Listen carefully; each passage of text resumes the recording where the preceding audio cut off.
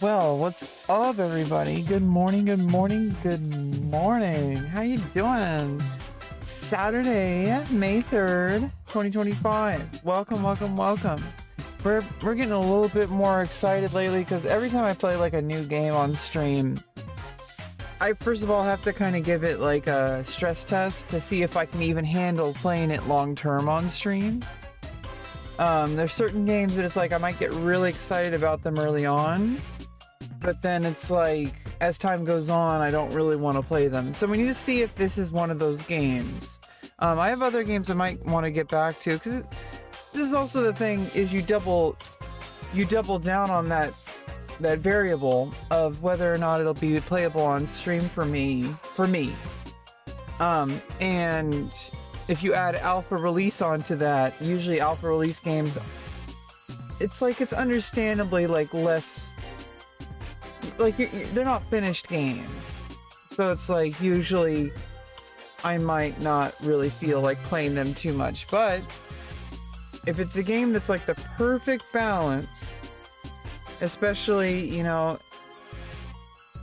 either way, every time you play the game, and especially like if you stream the game, you're adding valuable information for the developers to help them improve the game. But I have to be invested enough into the game in order to even I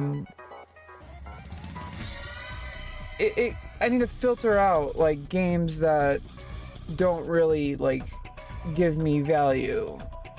And it's like a complicated mix of things that I don't really know. It's really hard for me to maintain any kind of stream schedule, and this game is kind of making me want to play more often. But I'm also like, okay, like it's not the end of the world if I don't play it. I'm not a kid anymore. But I am getting this feeling with this game where it's like, hey, like I want to find out like what they've added and like what all that stuff. And it's like it's also it's a very satisfying gameplay, especially with like the progression, adding like all the different things that over time you build your character. I noticed in like games like, I don't know, I've noticed in these like Mad Mushroom games like Atomic Picnic, they do this like where you can level stuff up outside of the game itself, that overall you are leveling up your character. I think that's really interesting, and it like keeps you coming back because there's always something to farm. Even if you like lose the game, you don't lose the overall game because you're always collecting stuff. And I really like that. I don't know. I'm just I'm streaming more than usual because normally I only stream for Tuesdays, Wednesdays, and Thursdays as my streaming days. But when I play like a new game, I'm trying to like build up like a hype for it for myself. So it's like I have to like kind of play it more, and then over time it'll like kind of go back to normal. I mean, Tuesday, Wednesday, Thursdays are like, those are usually reserved for World of Warcraft. And so like the other days of the week, I might reserve like 1 or 2 days, like Fridays and Saturdays. Depending on my energy, I could just stream every day of the week. Like every morning, pretty much. It doesn't really take me that much energy to do a live stream. However, it's like, I do have to like prioritize like content creation over like building consistency. I don't really know, because it's like I'm not really trying to make content, so being that consistent with like my Twitch stream, am I going to build up like that kind of stuff? I don't know. And I don't want to waste energy for my other endeavors.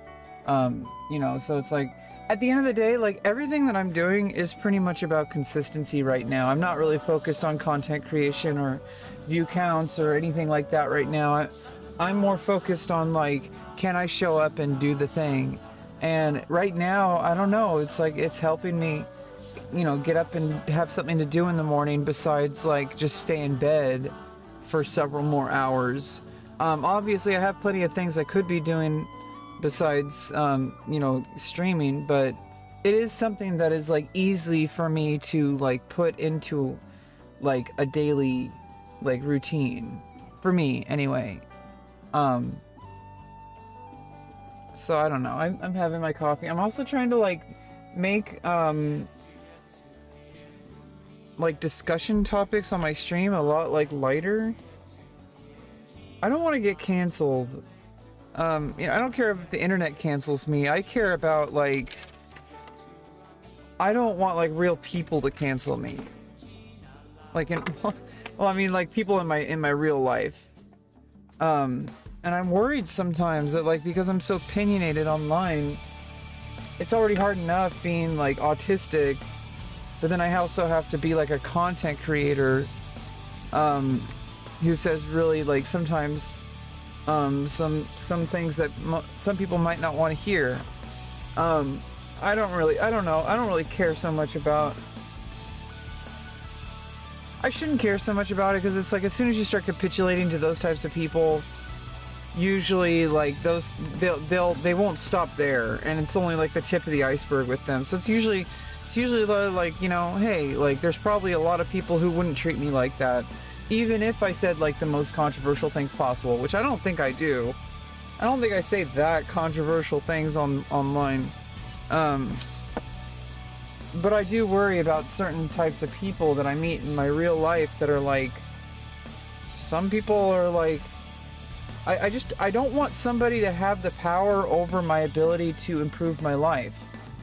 I would like to, I would feel better if I like had like a better situation in my life and like more, I had like solidified income, because then I can just pick and choose who I allow into my life. But like right now, I feel like there are people who are holding opportunities that if they discovered like my opinions that I have on social media, they might change their mind about me, and it'd be unjustified.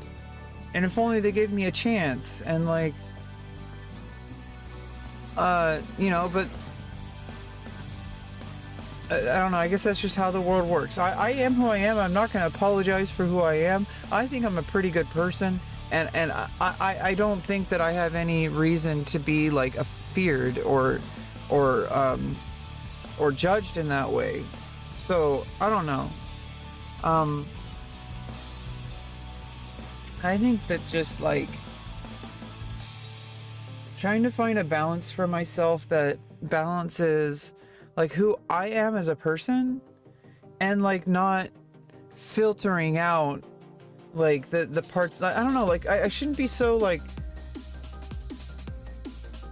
the worst thing that could happen, well, not the worst, but like one of like something that could happen that would be pretty disappointing is if I started changing my behavior just because I thought people wanted me to be that way and not be authentic.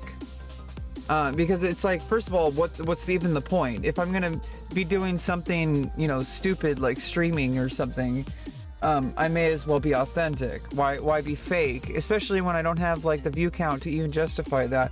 And either way, like my audience is built off of the premise that I am authentic, and sometimes authentic gets a little dirty. And I can't apologize for that. I mean, you can ask me to apologize for certain behaviors, I can understand that. But if you're gonna ask me to apologize for being just authentic, like get out of here. Like with that, like that, there's people out there that are like absolutely like pushing the envelope, and I don't think they're causing problems. I'm not like pushing the envelope or anything. I'm just like, I have some opinions that clash with parts of the community, and that goes with any community. Like, I'm not really involved in any community like outside of the internet, really. I mean, I have like some community, like local community stuff, but like I'm worried that some members of that community that I'm a part of would never understand like my viewpoints and wouldn't give me an opportunity such as like a job opportunity, just because you know, because I commented on the Asmongold video or something. There's people like that, and these people ruin people's lives, and I'm worried about them, and I've never actually had this happen, so I don't know if it's just an internet phenomenon, and but I'm always worried that these people are going to pop out in my real life where I already have so many things stacked against me. To also have somebody who's like within my... First of all, I don't consider myself to be LGBTQ. Like, I am a trans woman, but like that's not like... I don't consider myself to be a part of like LGBTQ. I never have. And it's hard when a lot of your friends are a part of that, or a lot of the people you meet. And I'm all for that. And I love LGBTQ spaces. And I love that people are able to like get the help they need. That's how I got the help I needed. However, there's always the possibility that I might meet somebody who is, you know, a lot more cruel than the majority of people. There's always the opportunity that I'm going to meet somebody who's going to see me and say like, wait, you're a trans woman. You shouldn't be saying things like that on the internet. You shouldn't be like, why do you support this person? It's like they assume that because you watch a video of someone that means you 100% support everything about the person. See, these people, they can have real impact on your life. Like, omit you from opportunities, like hold you back from the community, not allow you into community spaces that you would otherwise fit right in. But these people sometimes become key decision makers, and it's really frustrating. And I don't know, maybe I'm overreacting. I'm a trans woman. I kind of have plot armor with these people, but you know, because it's like it goes beyond like gender or demographic. It's like there's just a certain type of person that they'll inject themselves into every situation, and they're key decision makers, and they rise to powerful positions where they can then hold power over me, just like all the other people who've hurt me. And so I'm constantly worried about that, not because of like any stereotypes or anything, but because I've had a lot of people within that category of type of person. Like, it's never happened to me with LGBTQ, but there's always that type of person. I guess like a Karen, or an incel.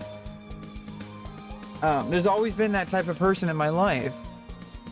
Someone who is in a key position of power but doesn't like something about me, and so they withhold opportunities from me. Or maybe I'm imagining it. I have no idea, but it's a fear. It's a real fear. And I'm constantly worried that like every time I go live on Twitch, I'm gonna say something that's gonna offend somebody. And it's like, I need to stop that, because like, who cares? If I offend somebody, well, that's like a bullet dodge, but it's also kind of like not, because it's like, well, I'm like just starting out in like my career path. I really like need opportunities, but at the same time, it's like opportunities are gonna come my way, like regardless. I'm gonna do just fine. You know, I may not be like the most attractive woman on the planet, but I have a lot of stuff going for me that people don't always like take into account. And so it's like I have a lot of things that are going for me. And yeah, I may just be showing up here in a t-shirt to my Twitch stream, but just because I show up like, you know, like this to my Twitch stream, you know, like there's a lot of stuff about me that like, if I'm like properly prepared and properly like coached and all that kind of stuff, part of the preparation, I clean up really well, like really well. Either way, I kind of just wanted to ramble on about that for a second. I'm really like trying to bring like more lighthearted stuff to my stream. Like, imagine if I just started my stream and we just said like, hey chat, I'm getting coffee, it's the morning. Yeah, don't you like, there's always these feelings that you get in the morning where it's like you want to say something to somebody. And so that's like kind of like why I started streaming in the first place. I was just like, hey, like in the mornings when I'm having my coffee, I want to talk to somebody, but I don't always have someone to talk to. Why don't I turn on my camera and start talking to my camera? And that's kind of how my streaming stuff started like 6 years ago. It just turned in from like, hey, like I want like a space to like be able to talk about certain topics without like interrupting some other person in my life, or interrupting anybody really.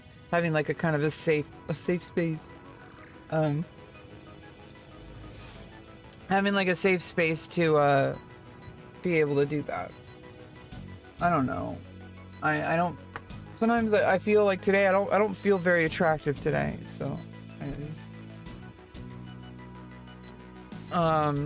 trying to like, you know, get rid of negative thoughts, focus on the now, focus on like the moment to moment stuff, the everyday stuff.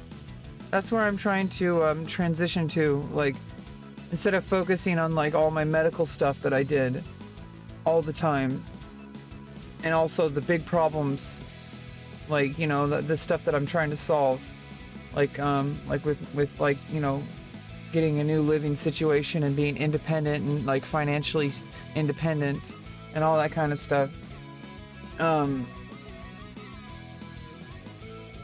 trying, and I'm starting to see it happen, to get to a place where I can just talk about coffee. You know? Wouldn't that be nice? If like I could start my stream and there's no like big drama or honestly, I don't really like social commentary. I do it all the time, but that doesn't mean I like it. It makes me feel gross, and I just want to be like a normal person. I want to be like silly, like I don't know. It's all part of who I am. I'm not just one thing. I'm not just one thing or the other. You know, I'm not just like always controversial. I'm not just like always silly. It's a combination, and it makes me human. And I think there's going to be a real push for genuinely like verified human creators within our future because of AI. And people are going to be really craving like some kind of human connection, because it's going to be harder and harder to distinguish between AI and humans. And so it's going to be even more important when you actually can verify that someone is a human, to people who value that. And I think people like me, I'm primed for this deep need of people. I'm a very authentic human. I've always been a very authentic human, well before I started streaming on Twitch. Like, well before I started pursuing trans medicine. Like, everything about me since, like, early childhood has been, I don't care what all the naysayers say, I am who I am, and I'm not going to change my mind just because someone doesn't like it. I'm going to change my mind for other reasons. But I'm not going to change my mind just because somebody wants me to. I've had people like that my entire life. Maybe that's why I have like it's a fear rooted in reality. There are people like who are just absolutely like on a absolute like blood quest to find people to like, we don't like how that person talked about LGBTQ. We don't like how that person talked about that. Like, there's always people like that who are trying to like ruin people's lives. And I've been affected by people like that my entire life.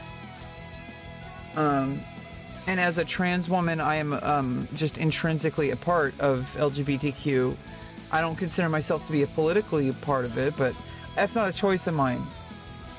Because, you know, even me just being here on Twitch right now is an act of protest. So it's like a fucked up situation. I didn't choose this. I didn't choose this. It has nothing to do with me. So I'm just gonna roll with the punches and just be myself and stop caring so much what people think. And I'm gonna say what I say, and it's not like everything I say is set in stone. And it's not like I'm trying to hurt anybody, and I feel like all it takes is a genuine conversation with me for people to understand that I'm not as bad as they might think I am. But some people, they have other opinions, and I have to watch out for those people, because they're gonna try to ruin my life.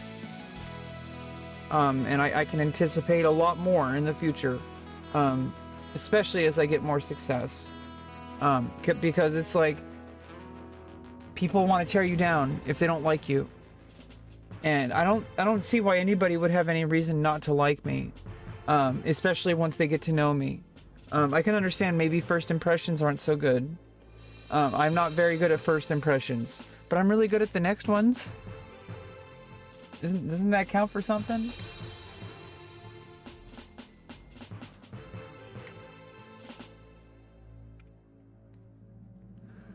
Okay. Anyway, looks like there's some weekend deals. Dark Souls franchise 50% off. I haven't even played. I have Dark Souls Remastered.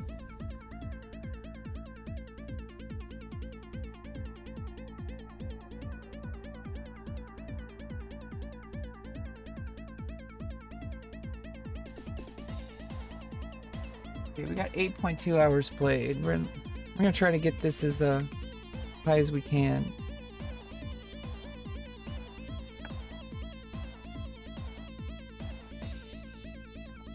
Okay. Let's see if they've added anything overnight.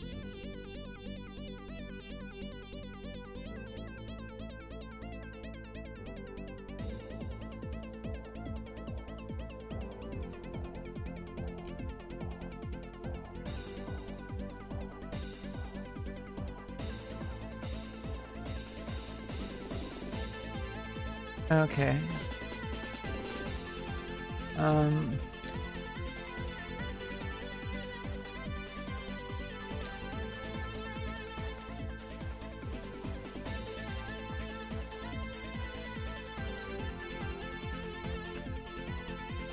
Which one are we gonna do? There's some question marks here, so... Have I finished this one, Coastal Cove? Let's just do it. And... let's start with Oathkeeper. We're farming up stuff, so regardless of what we do, we're getting progress in game. Hey, what's up, Anxiety? What's up, what's up, what's up? It's been a minute, for sure. It's been a minute. We're just playing some Conquest Dark.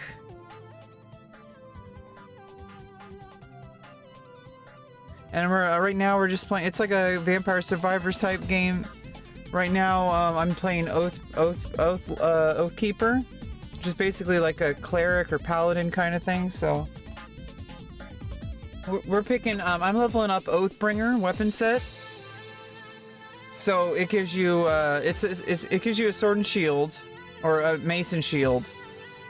I have 3 choices. I could do Shield of the Order, Book of Aura, or Golden Buckler. This one is extra solar damage and instant attacks, and that's probably ranged attacks, I'm guessing. This one is block and dodge, but less block. This one's more block and more health. This one, chance to burn. This one is chance to stun, and I've been leveling it up. And also it has additional block chance, which I'm trying to do a build with reflect damage. So every time you block, it reflects back the damage. And I like that build. We're also doing like a chain lightning kind of spell. So Oathkeeper, pretty fast attacks. So I'm gonna like want to focus on like, I don't really need to do Flash of Light.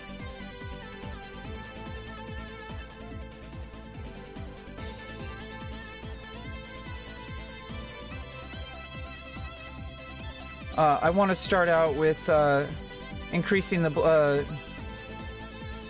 block chance with Bulwark, or do an Ardent Defender to start the Reflect. But I kind of want to get a chance to block like high level, because it gives you extra survivability.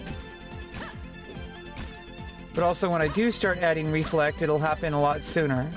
Like it'll scale better, I think.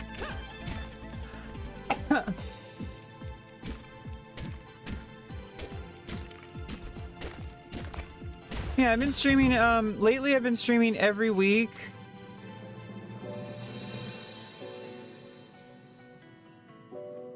Okay, I'm thinking Sacred Hammer is the choice. I don't know if Solar Spear was working out pretty well. Maybe I should do the shield.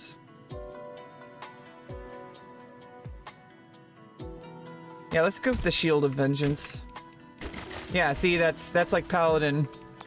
Yeah, that's and along with the the Sigil of Flames. That's really gonna be nice. Let's get the Ardent Defender for the Reflect.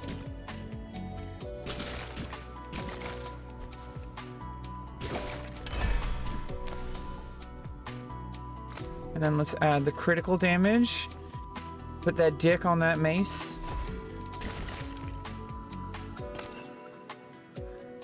Crit rate or XP or chance for rare items. Let's get extra XP. Okay, Carathian +1. Resist piercing and crit damage.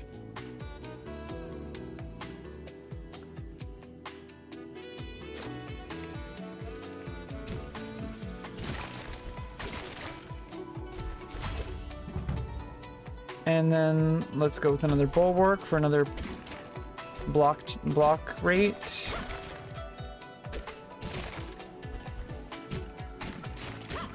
Yeah, that shield of Vengeance is super OP.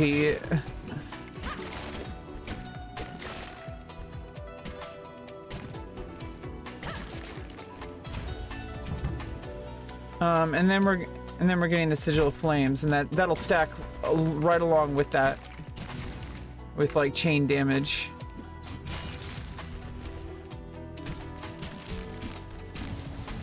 Yeah, like that.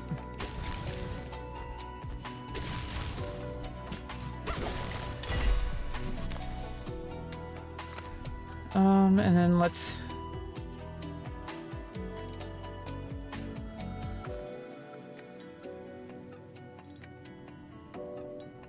a chance to stun. Because it already has a chance to stun? Oh no.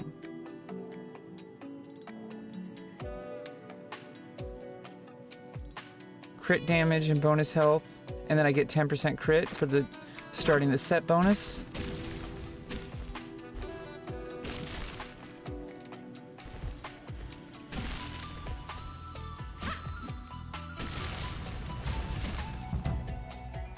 Another Bulwark.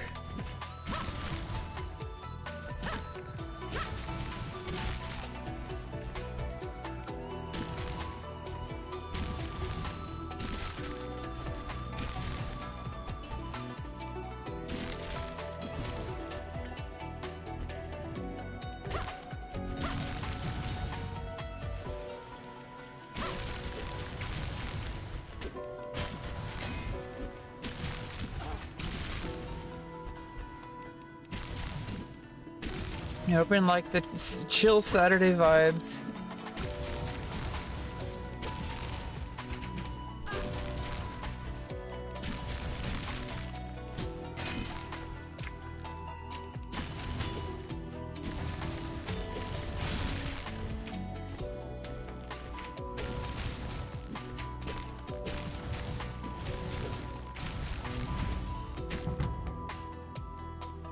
Now let's get the Ardent Defender. Extra reflect damage. And 2 energy.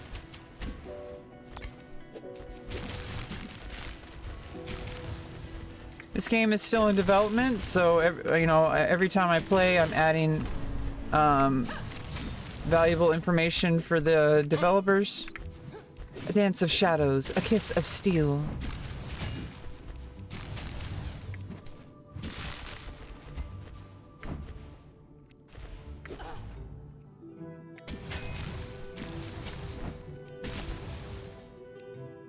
Okay, I need to get some health.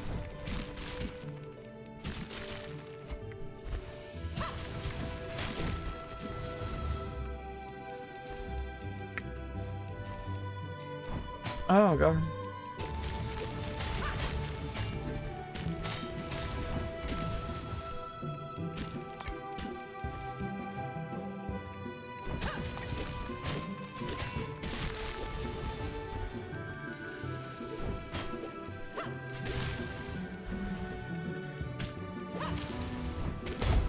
Got him. Here we go. Mega crit.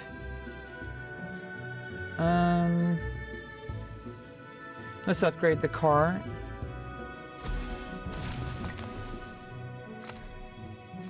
And this one is crit damage.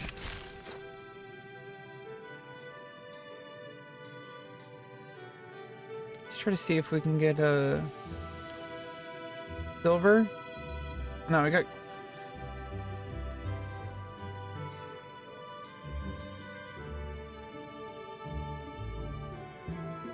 Go for bonus health. Global damage. And here come the spiders.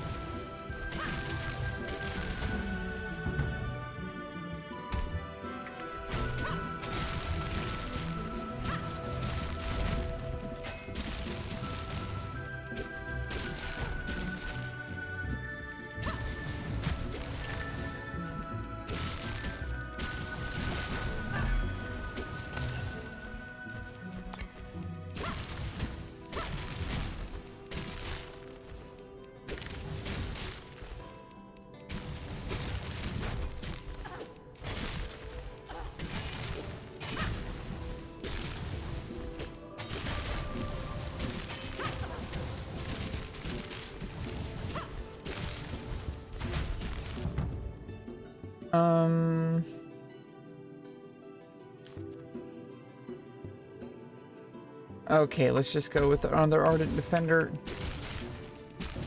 I need to start doing recovery eventually.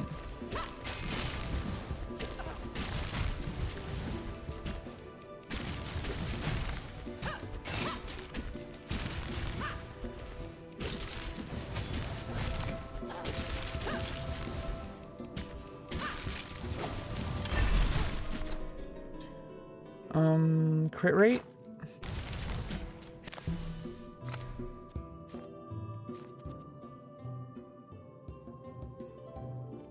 Let's do chance to burn.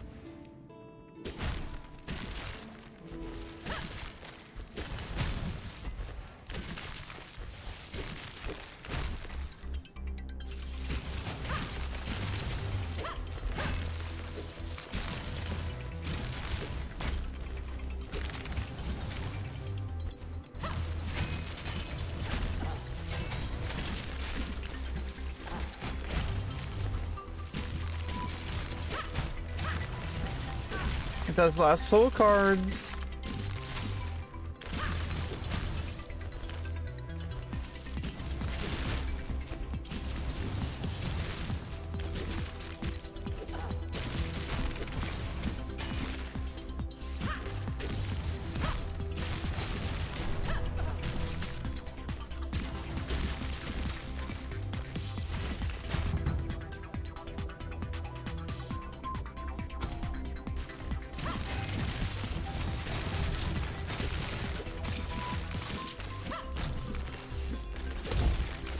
That was quick. All right.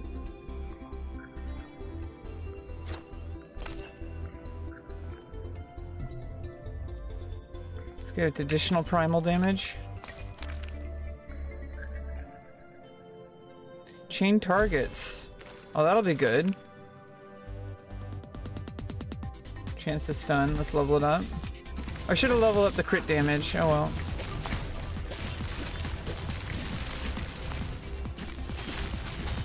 We also got like 50% of the damage you reflect is also dealt to enemies around the initial target. So it's like it does even extra reflect when I get the mirror.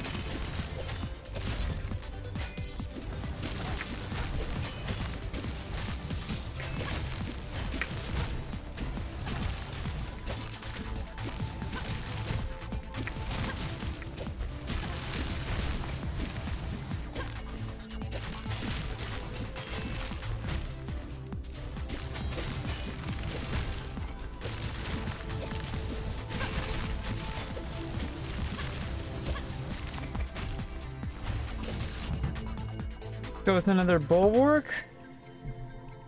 Additional block chance and bonus. No, let's go with the extra ardent defender for additional damage reflected.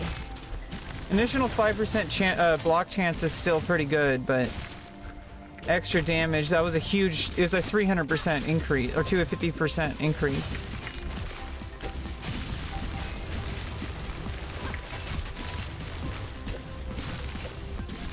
Still have 10 health bars.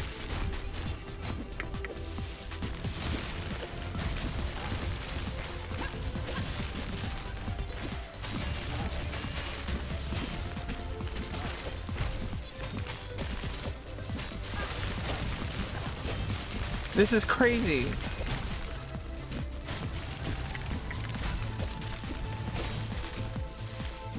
I'm like a total fucking paladin.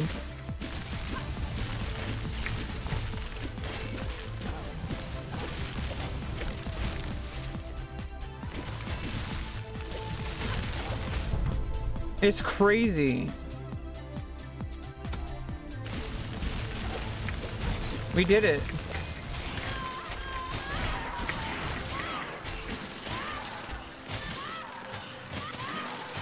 They take forever to kill the Oath Keepers because of all the reflect, all the blocking.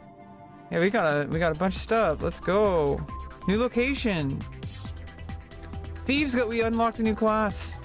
Let's go. Critical hit rate. Altar of Fortune. Let's go to the Stygian Archive. Yeah, we unlocked Thief. Let's go. We have all classes unlocked.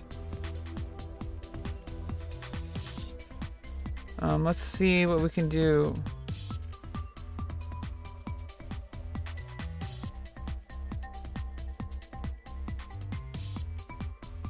Thief's Dagger. Chance to stun. Or throwing knife. That's...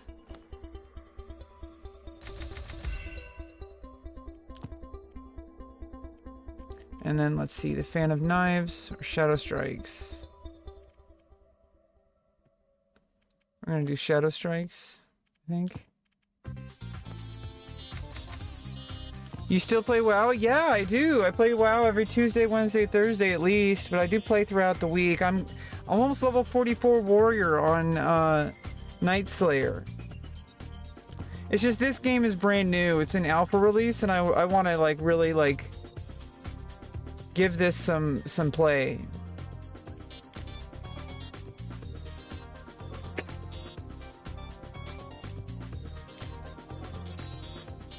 We're almost level 7 as Hunter. Oh. And that'll give us an extra 1% resist piercing. Let's go Gates of Karathia. Let's try Thief. Nubia, attack reach and damage to elites. Treasure Hunter. Yeah, I'm really excited about getting level 60 on Night Slayer, on my warrior. Let's go with Thief's Dagger. Chance to stun.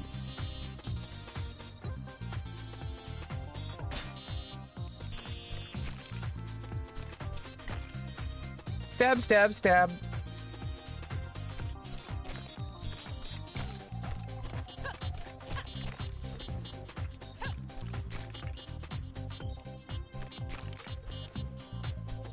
Stab, stab, stab. Here we go. Which one am I gonna do first? Chance to freeze and chance to stun? Or acrobatics, which dodge and movement? Let's start with acrobatics. Extra dodge. Extra movement. The way of the thief. The rogue.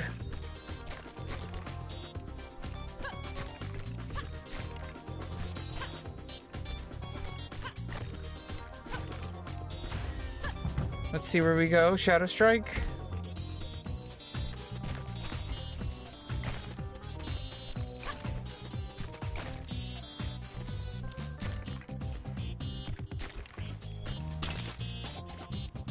Used up a dodge.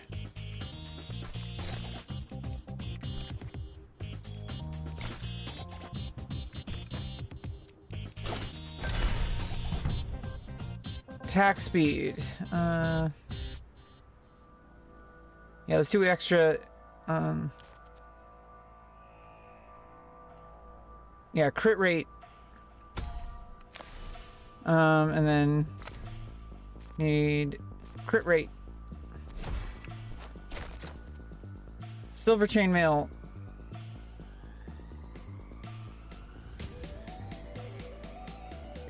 Because we're gonna get extra treasure hunter when we get the second one.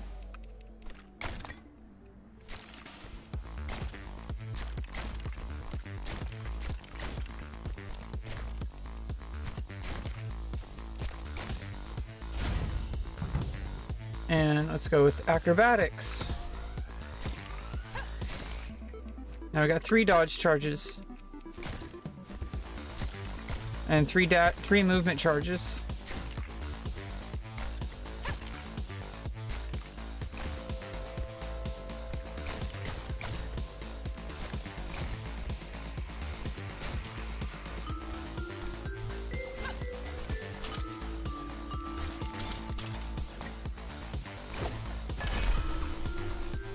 And about more attack reach.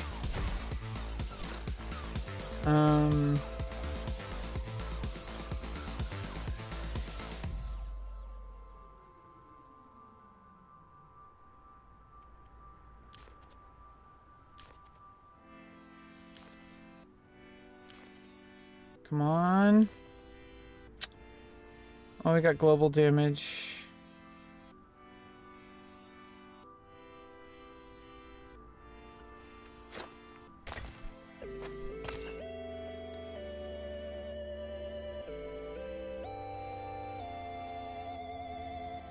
Attack reach.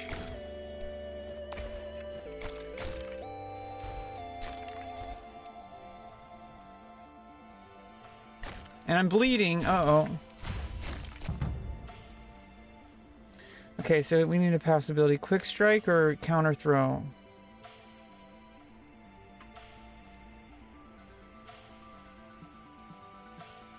Well, this is good. Let's do quick strike. Yeah, there we go.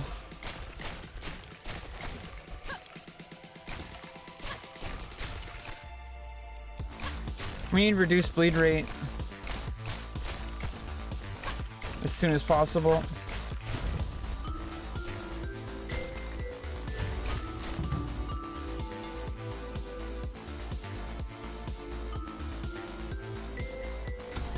Deadly strikes should be like really heavy priority.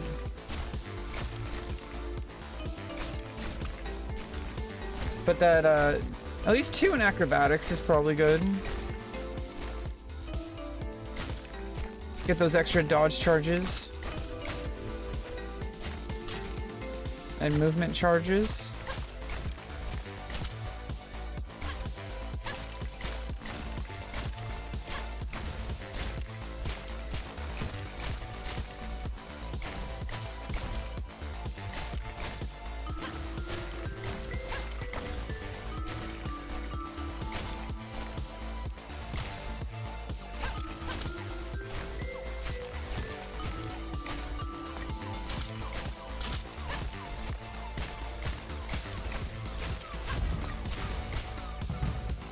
And deadly strikes.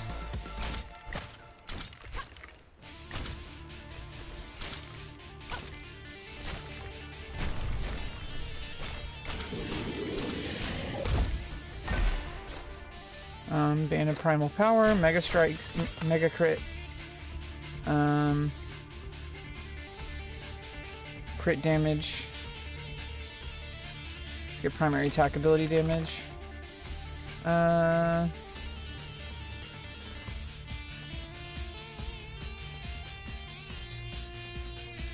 Instant attack. And we get activate set bonus.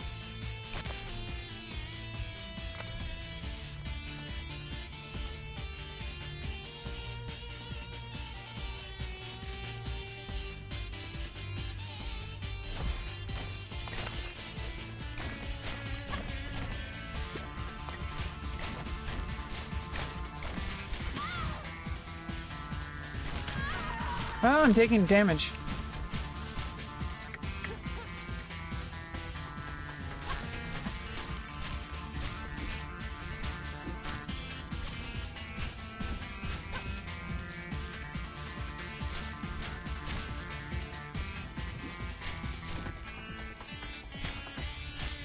Uh-oh. Enemy is getting a little bit too difficult. I didn't scale up level. I didn't level up. I didn't scale good enough. We should be fine.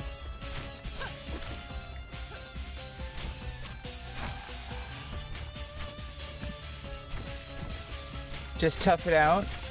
Get some level up.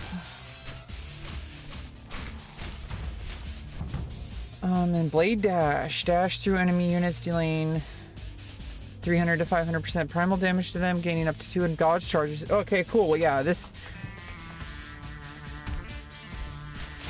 Yeah, that does damage and gives me dodge charges.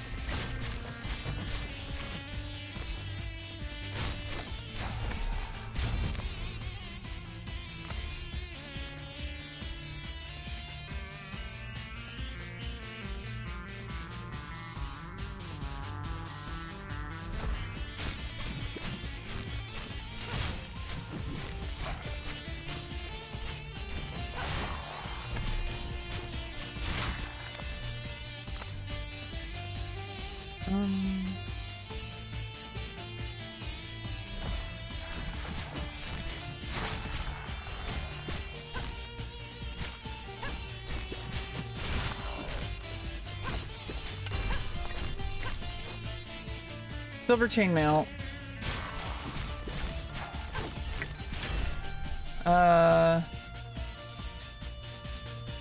Crit rate.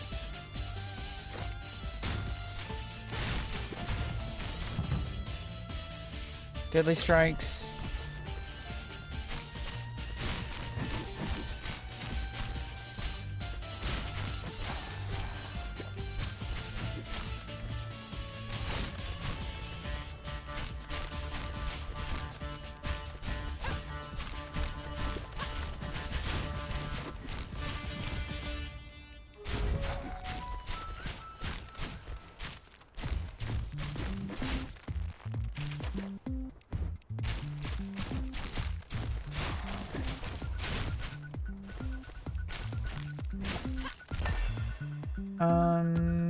Attack reach.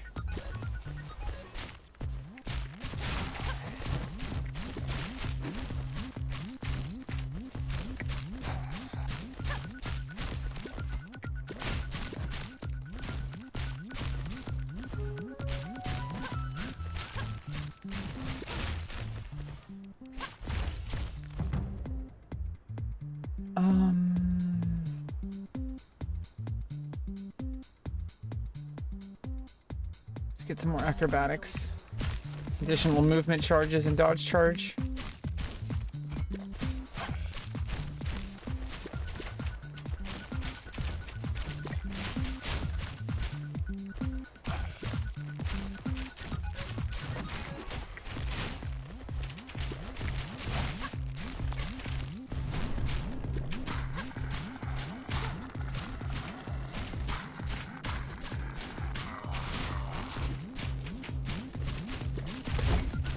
Jesus Christ, that's crazy. Crit rate. That doesn't do anything for Thief, I don't think.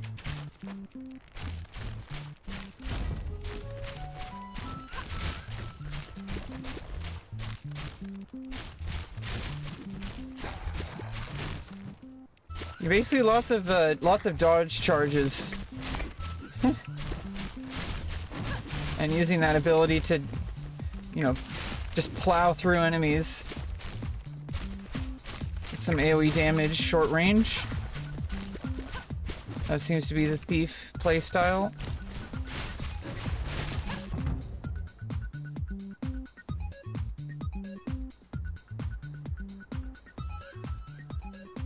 A chance to freeze.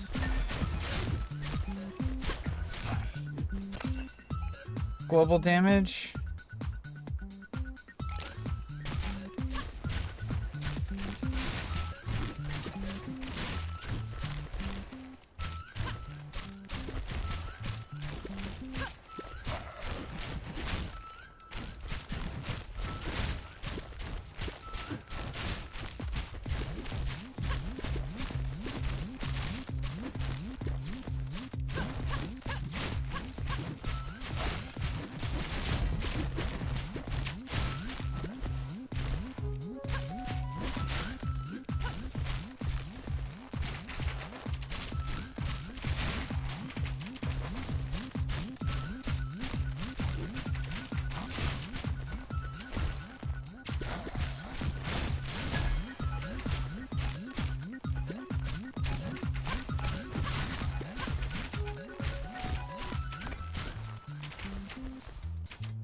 Get those lost soul cards.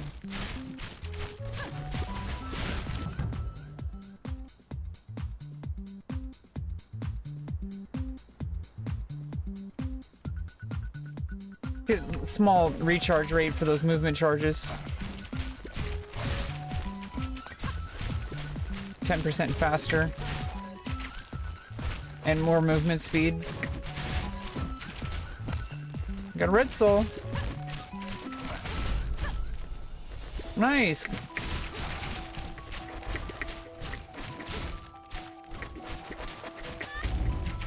Yeah, you can get as much more faction XP before you actually finish the ritual.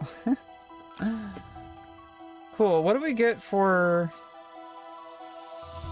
the Thieves Guild? We get chance for rare items. The more we play Thief, the better items we get. Let's play Thief for a while. Level up that treasure hunter.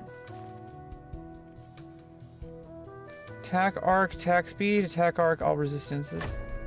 Get attack speed, treasure hunter. This time I think I can do a better build. So we are going with Thieves Dagger with chance to stun. We might want to prioritize stunning and crit rate.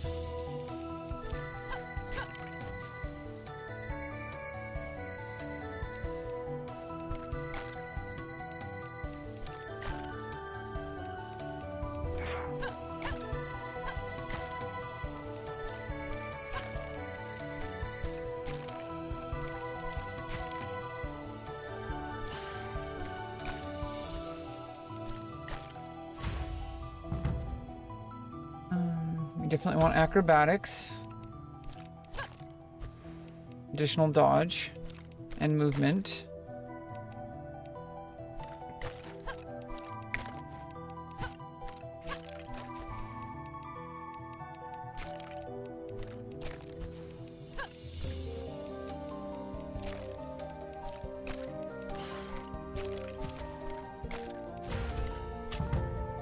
And we're going with Shadow Strike.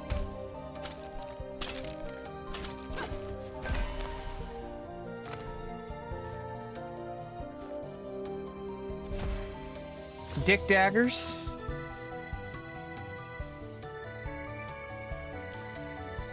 Silver.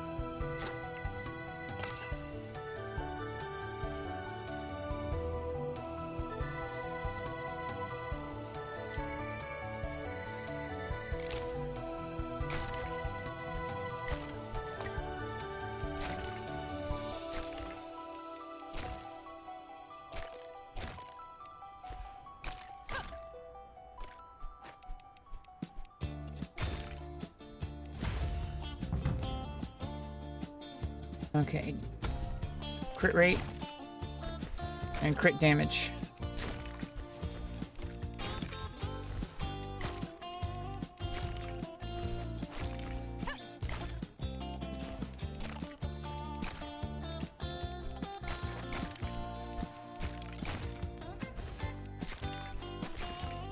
Cool.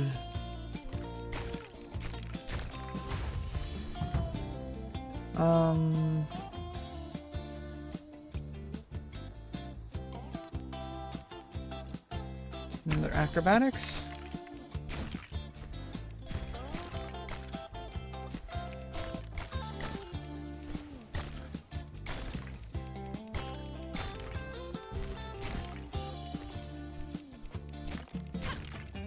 Purple ones have a dodge. Oh, they're thieves. Quick strike.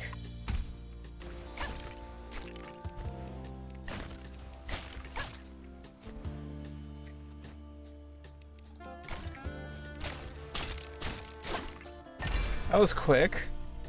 Okay, and then we also want...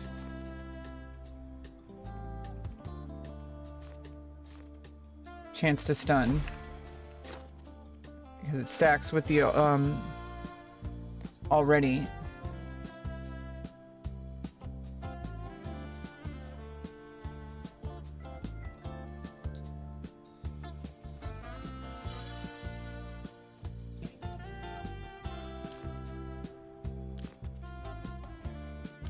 Come on, yes! Silver chainmail.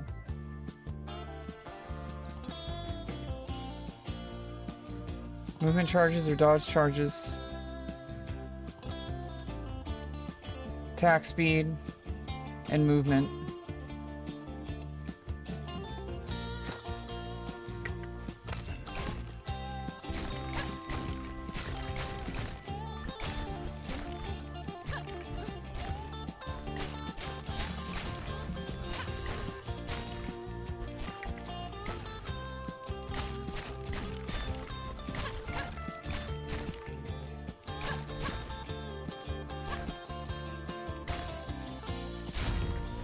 Nice, extra rare items.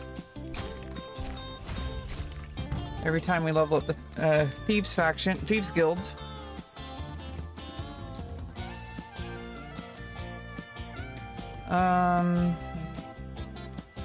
Let's go with one in Alacrity for attack speed.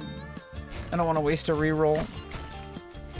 I guess it's not a waste, but we could use the attack speed.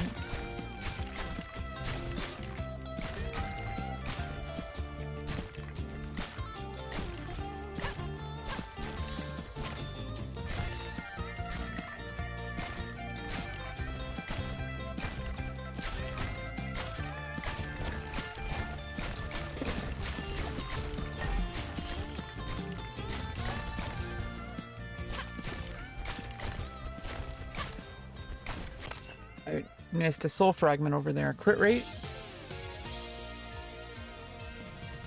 Let's get the rare items.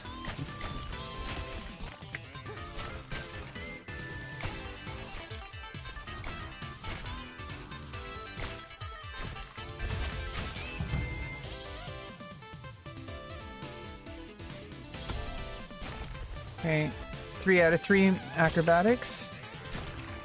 5 movement charges because of our armor. And 4 dodge charges. And when we get level 9, we get our movement ability. Oh, nice. Let's get some rerolls. We're like melting those elites. Crazy. Get reduced bleed rate so we don't die. Put the rune on quick strikes. Put that on attack reach. Mega crit.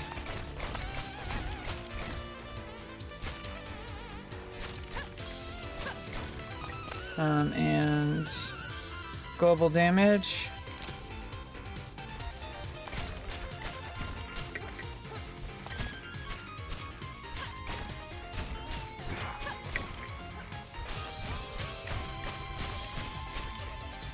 Oh no, we lost a health bar before we got level 9. See, I'm gonna be able to clear through a lot of these enemies once I get level 9. We just need to survive.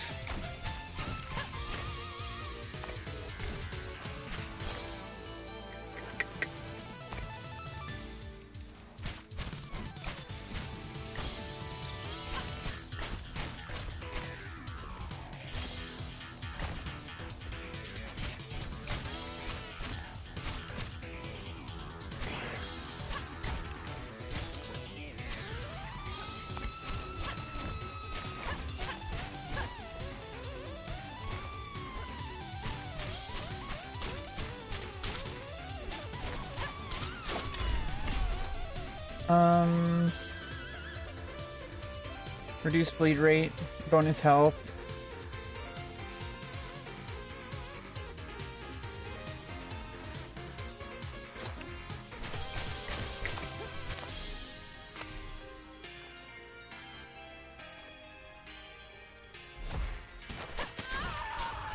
No, I took 2 health bars.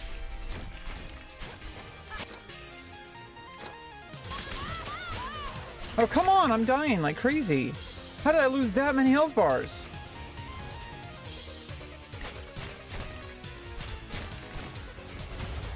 Okay, here we go.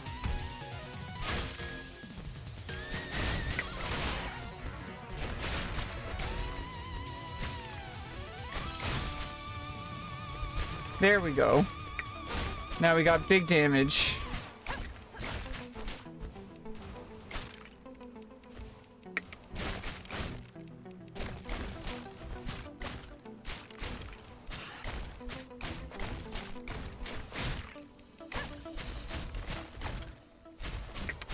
And survivability.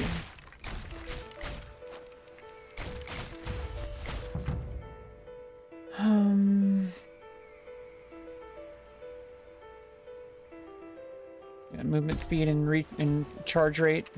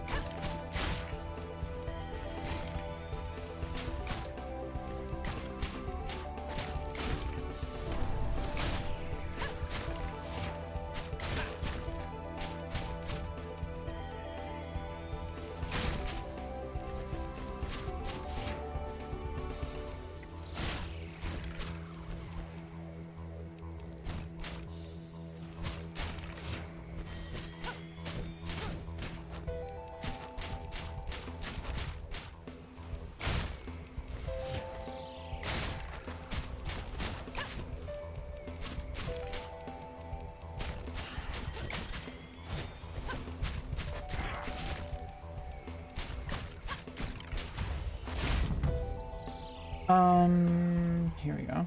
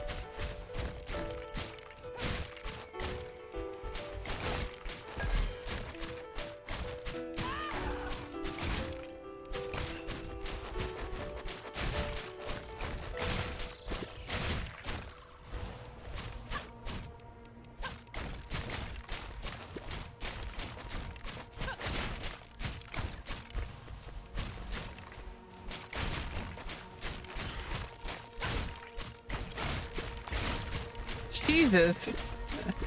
So much dashing.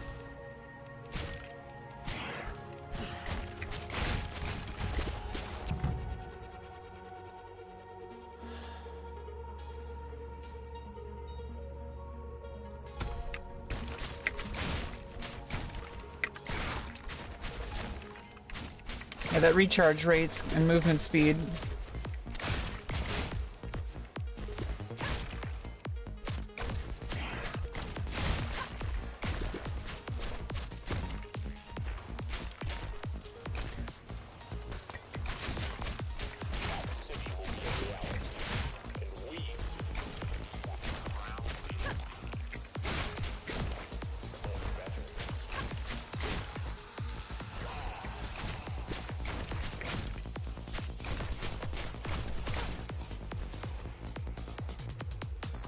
Oh no, I'm bleeding heavy, but we finished the ritual.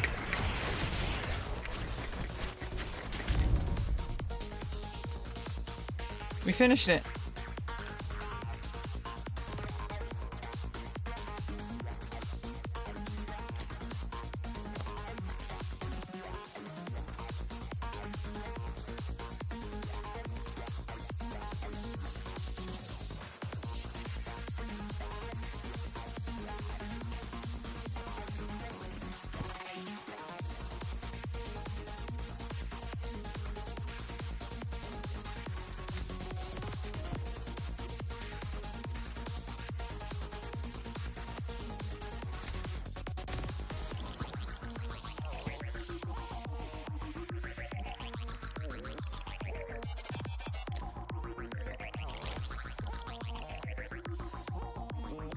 Nice. Yeah, we get an additional 11.25% chance per rare items. If we cap out Thieves Guild at 25, we get so many items. And we got the Arena of Ikar. Towering walls of white marble stone arise around the blood-stained arena floor where the greatest warriors in history fought and died for King Akar's amusement. The very air seems thick with the memory of ancient combat and the roars of bloodthirsty crowds. Fight against endless wave of Fight against endless wave of enemies. Fight against endless waves of enemies in this sandbox mode, where you can test and fine-tune your character builds. Faction experience gains are lower and metagame resources are scarcer here. Okay, this is a good way to test out the game.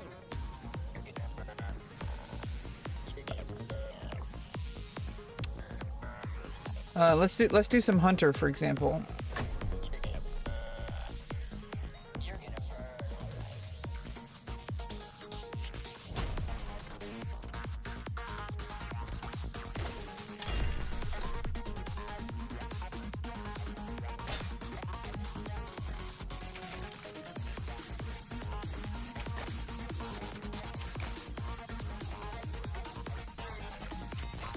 Yeah, you do get a faction XP.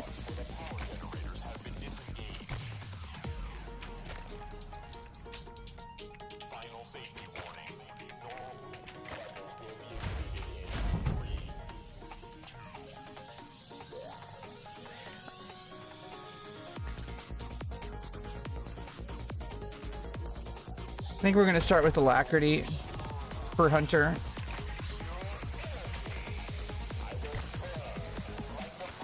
Because the attack speed is what's getting me late game.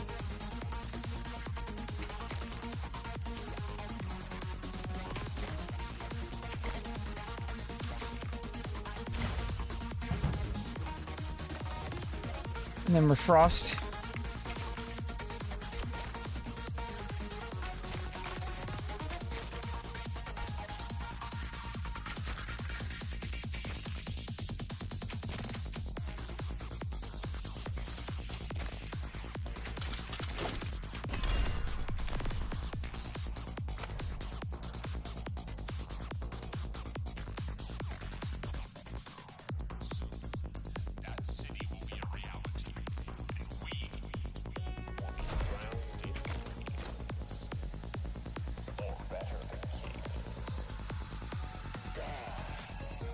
Instant attack and movement speed and resistance piercing.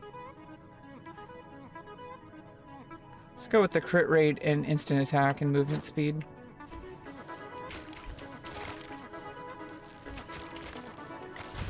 So I also got double shot chance.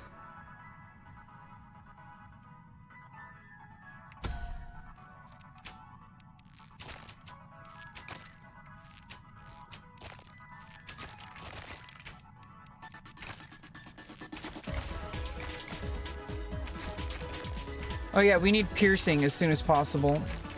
I got 2 in alacrity. It's getting to the point where we're gonna need piercing. The enemies start spawning faster. And you need to be able to pierce.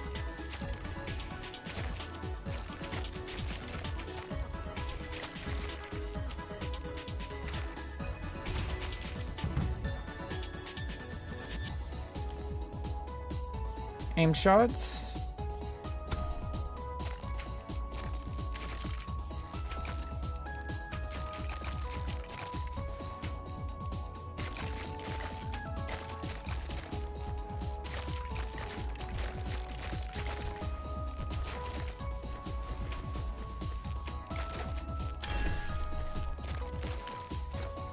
Silver chainmail for rare items.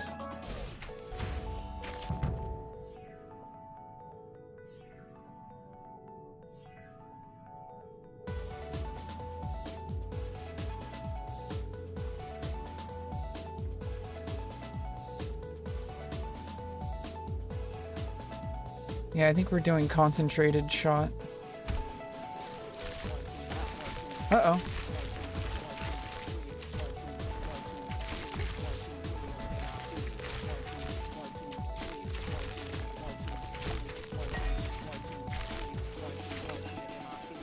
Additional rare items.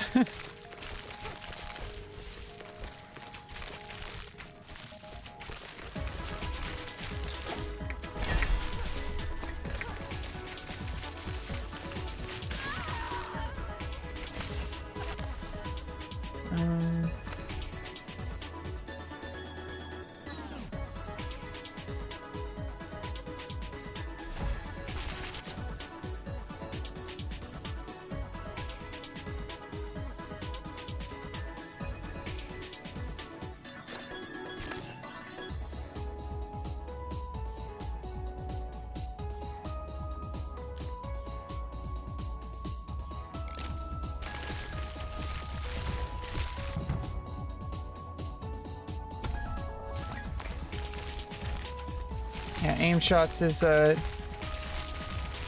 more damage to enemies with full health, which means more one-shots. The more one-shots, the better.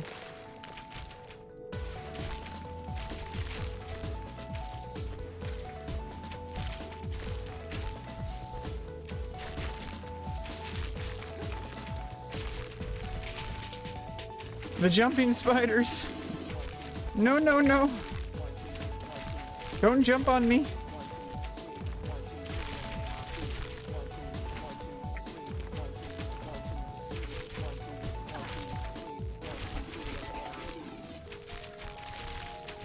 We're gonna need reduced bleed rate. And health regen.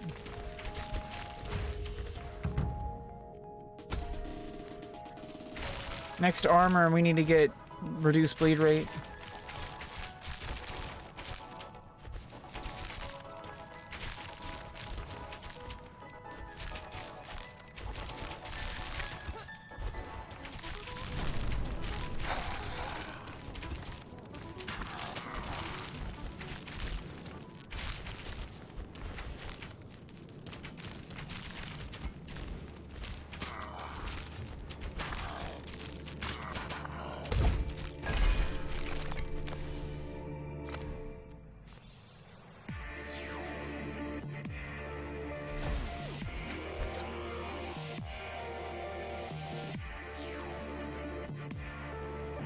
Oh, but we get all damage and instant attack and movement speed. Okay, mega crit. Crit rate.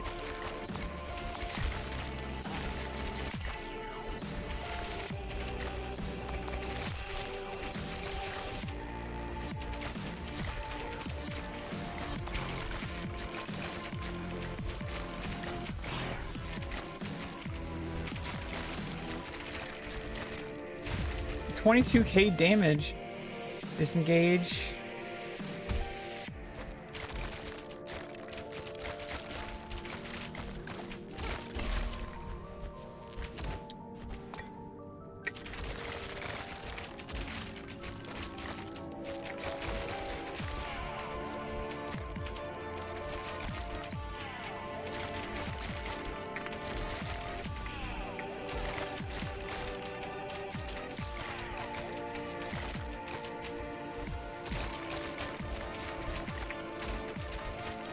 Oh.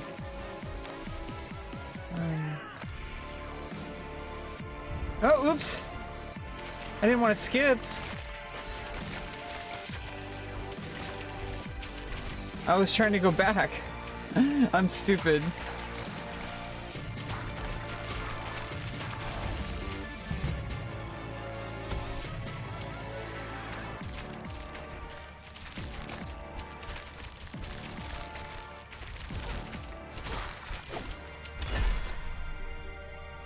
Crit hit.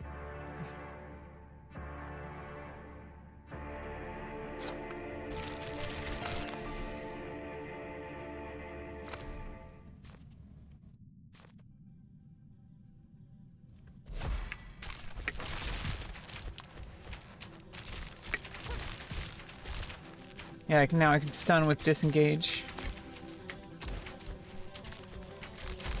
Or 25% chance or whatever.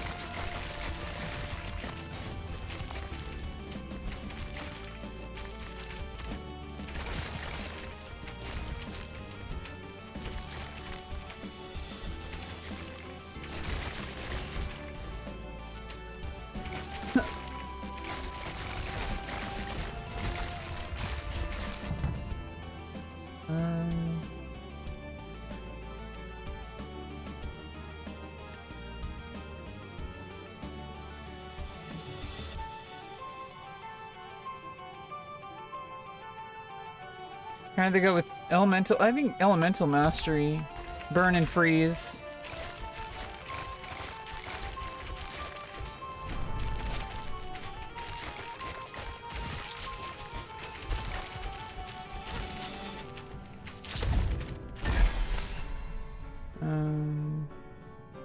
Movement speed. That.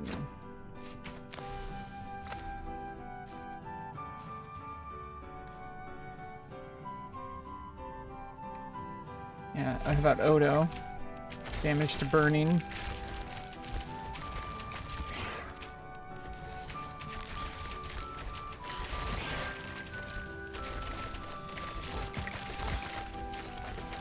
Oh, the caravan.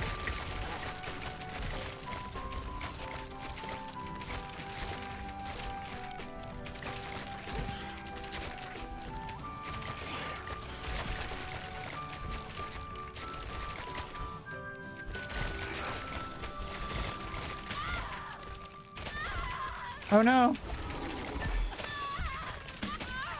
Okay, gotta, oh shit. I gotta watch out. Can't take all that. We need reduced bleeding.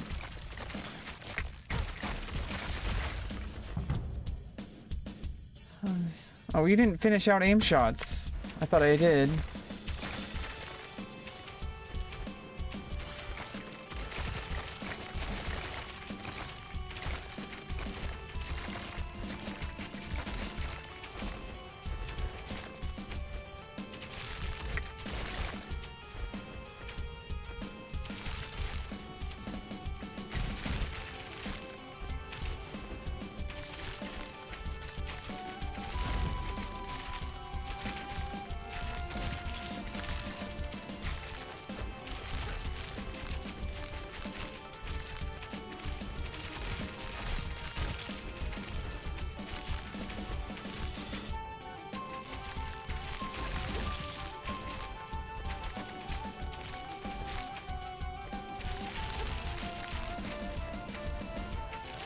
Ah, all the spiders.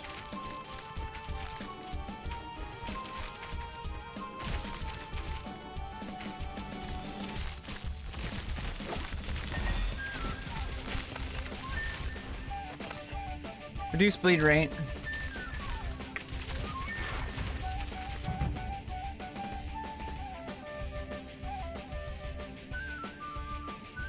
Attack speed.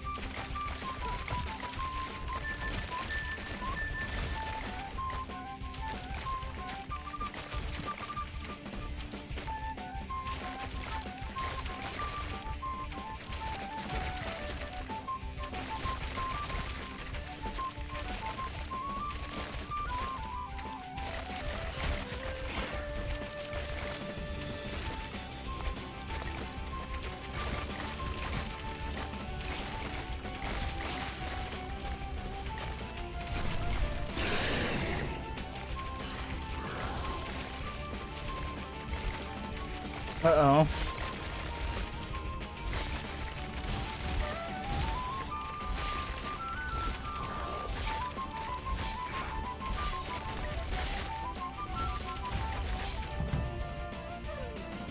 More attack speed.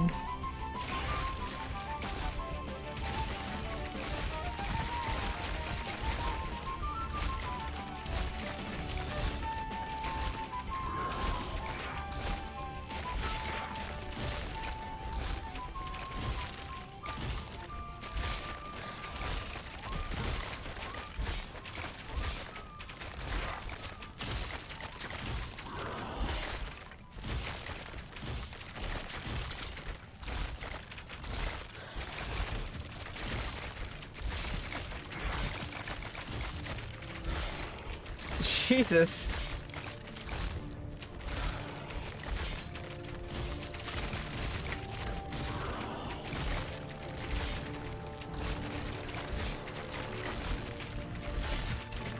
I'm down to 1 health bar.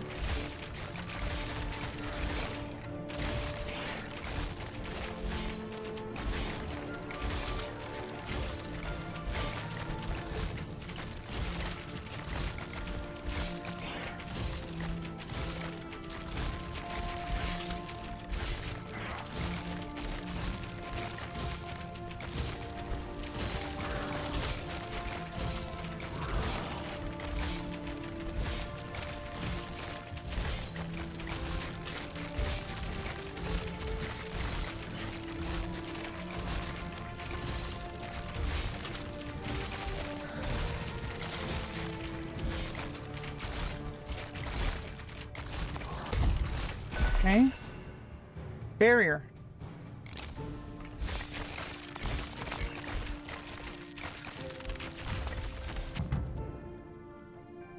Let's finish out attack speed.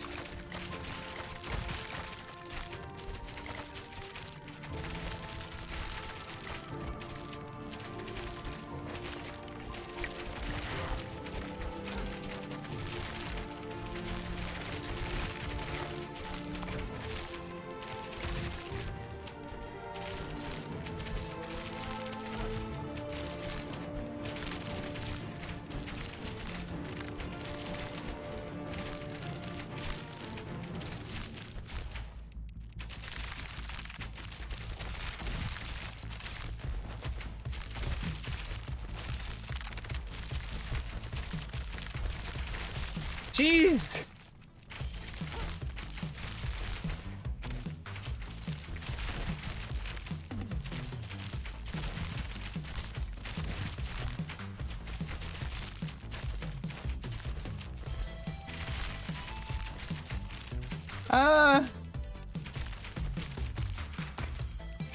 I'm bleeding.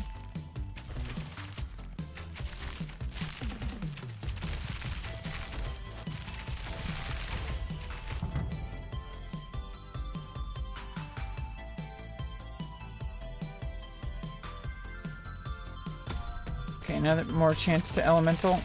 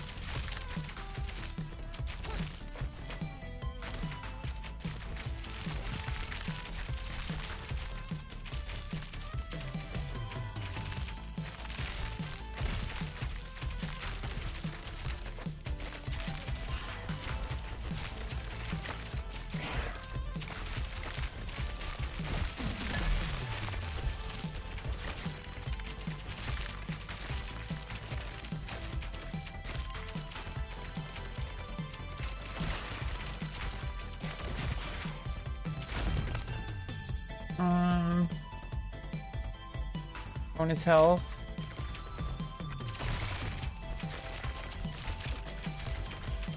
Ah.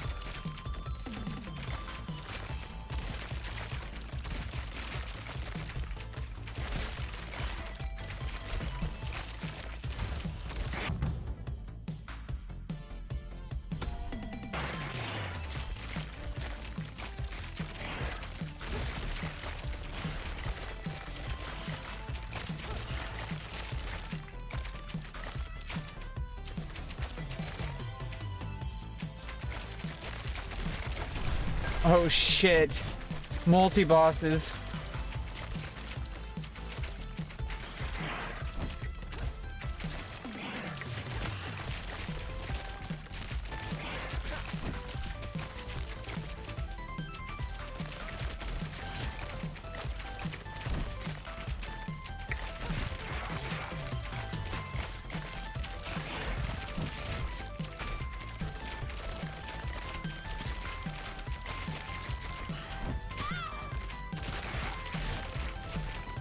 I have no more health bars.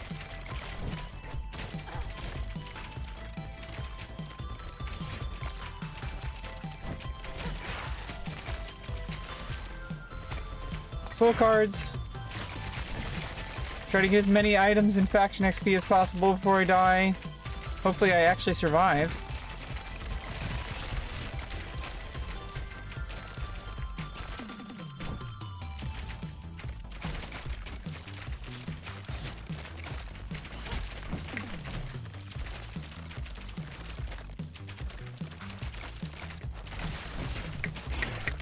No, there we go. We got a primordial.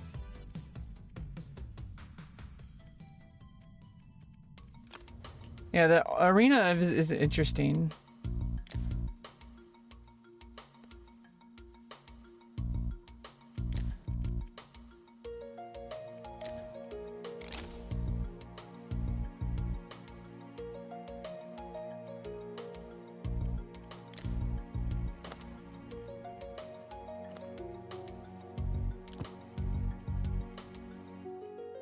Okay, now let's see how we do with in the arena with Barbarian.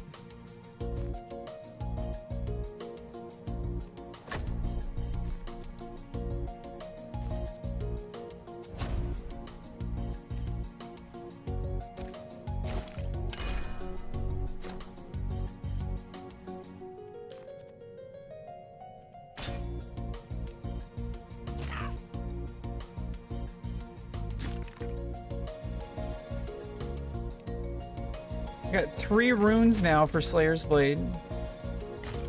50% extra ability damage.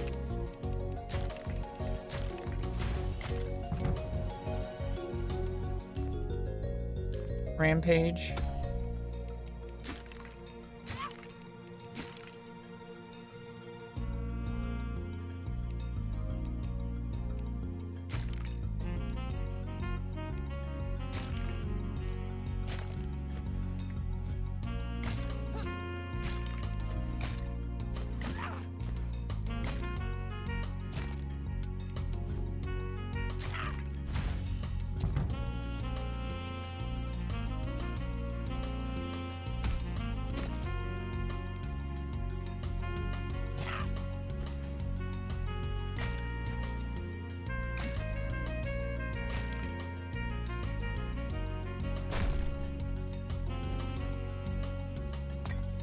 Soul card.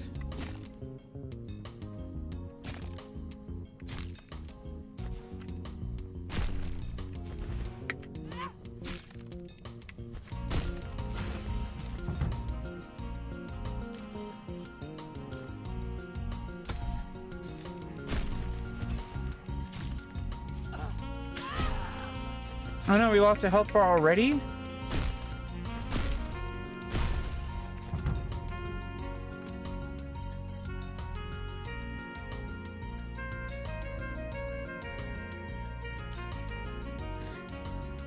Let's start with, instead of Giant's Reach, let's switch over to Primal Strength. That's gonna give me crit rate, which is really gonna do a lot better.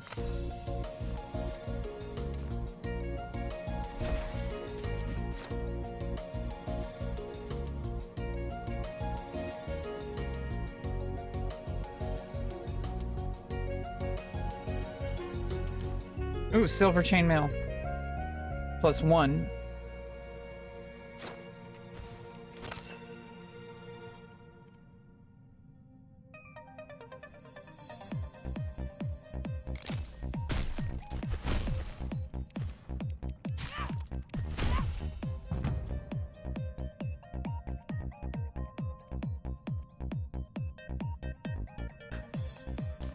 Whirlwind.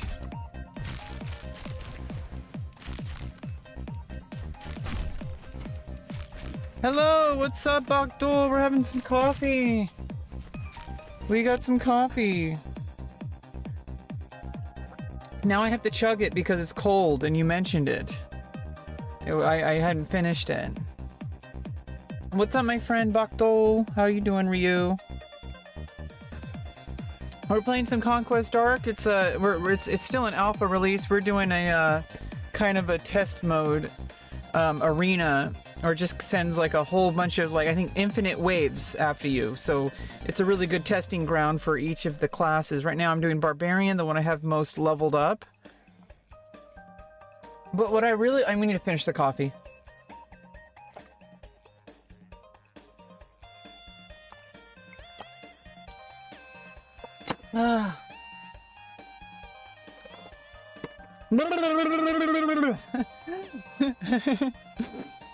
What I really like about this game is that even if you're playing a different class, it encourages playing multiple classes and not just maining on one, which is what I really like, because a lot of people, especially streamers, they will do things like, okay, we need attack reach, and we're gonna do attack arc. Global damage, crit damage, healing, and instant attack. We don't have any more rerolls, but this is reduced bleed rate. We need this for late game, and for now. Actually, I'm bleeding right now. Oh, unfortunately, we don't have any rerolls, so let's just do a giant reach, since we're gonna do that anyway.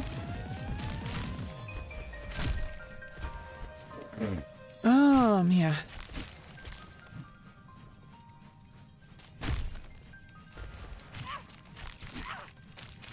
So this game has just been released last week, or a couple days ago. Not even sure. Forgot when.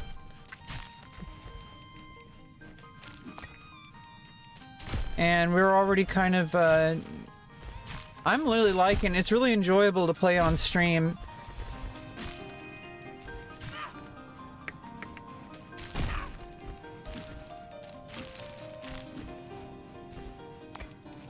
And it's produced by Mad Mushroom, and that's, like, you know, affiliated with OTK and stuff. And the reason why I really believe in, like, it's made by gamers for gamers is, like, generally their vision is they want more games to exist that have input of gamers and streamers specifically.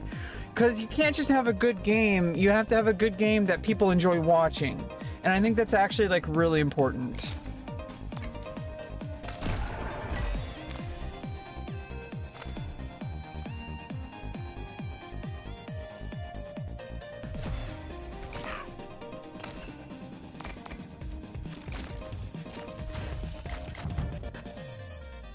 More strength.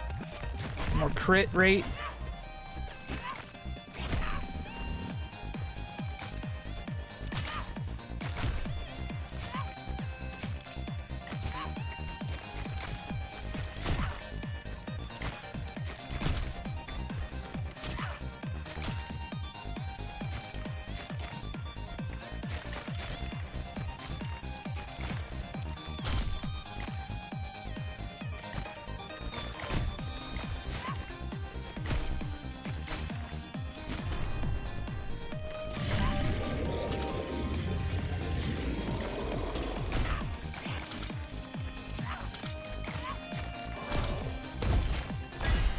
You want to kill those elites without losing any health bars. Reduced bleed rate.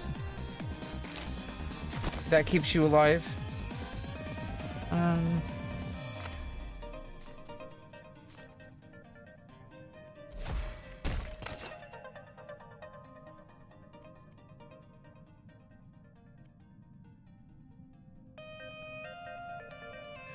Global damage and crit rate.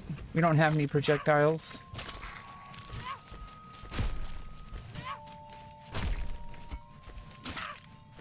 Lost soul card. Oh no, we lost a blood stack. A health bar.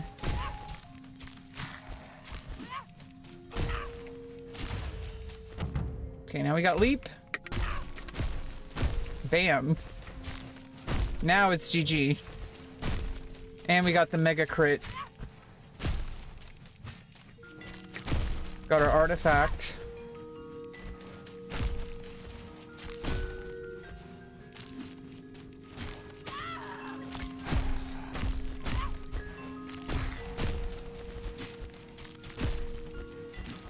$26,000 damage. That's the artifact at work.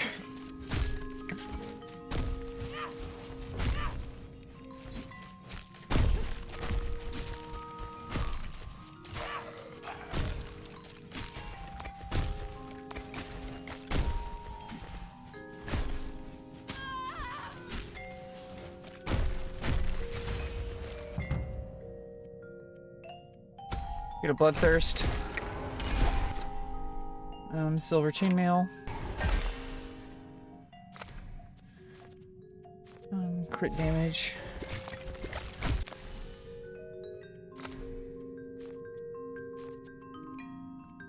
Chance to burn.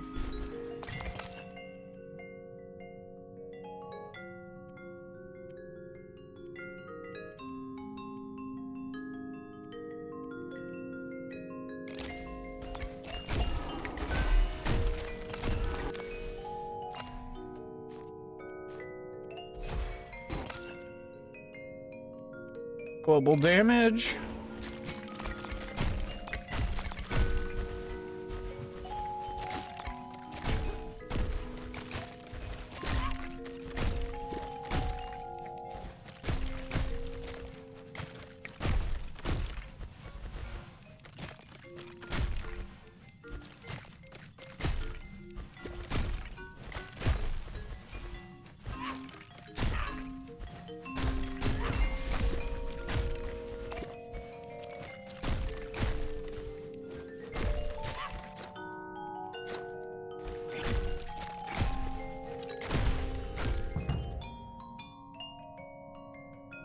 Giant's Reach.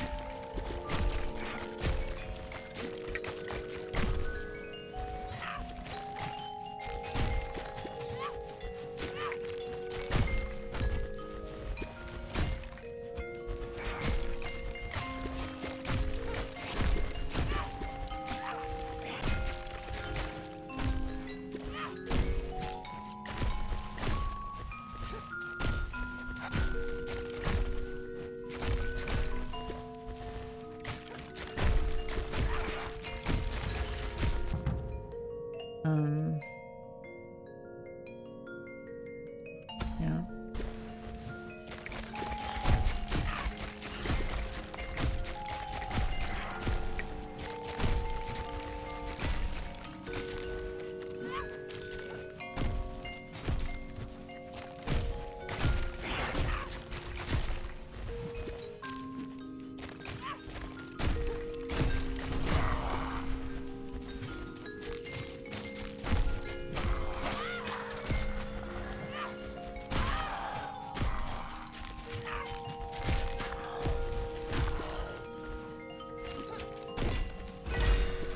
Okay.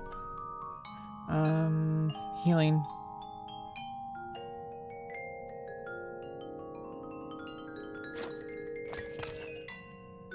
Crit damage, crit rate.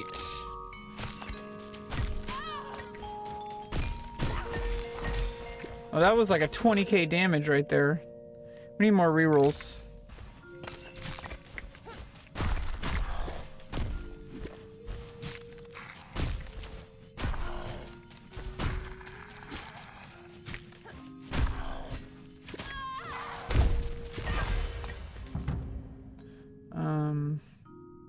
We need another bloodthirst.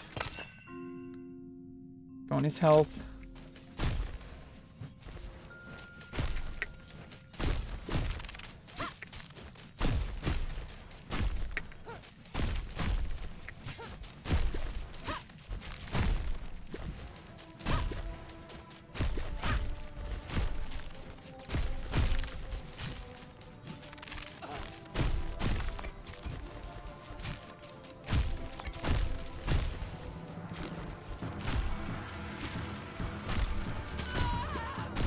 No, we keep taking damage. No more damage, please. Thank you.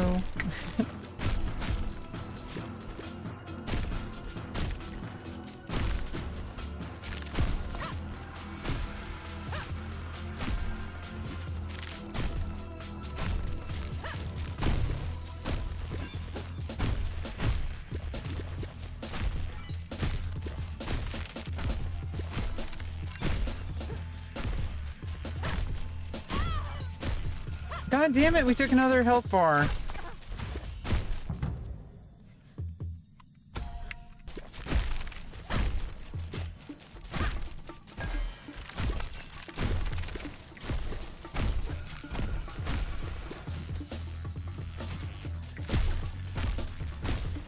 Jeez, we're taking a lot of health.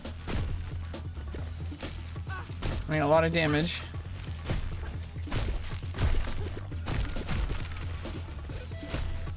We need a barrier.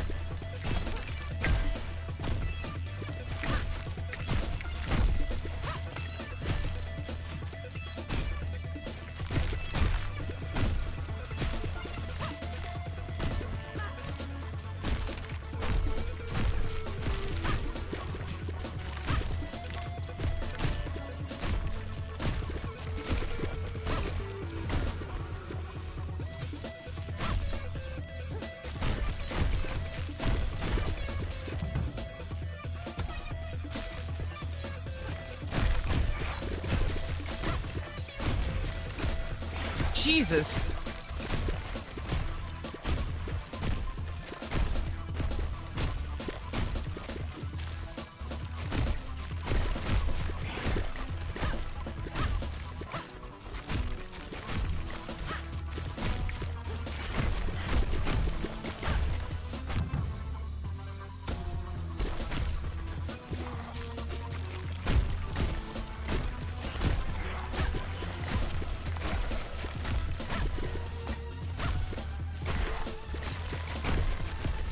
Oh my goodness.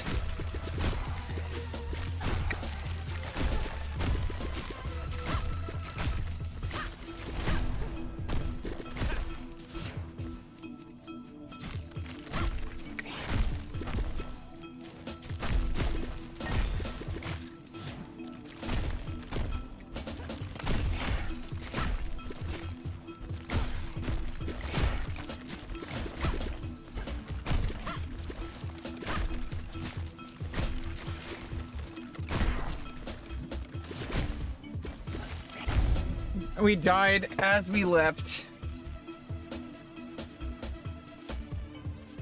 Yeah, that's interesting mode.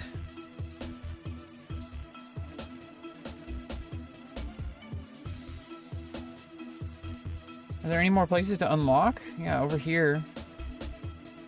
We should do the Scorching Wastes.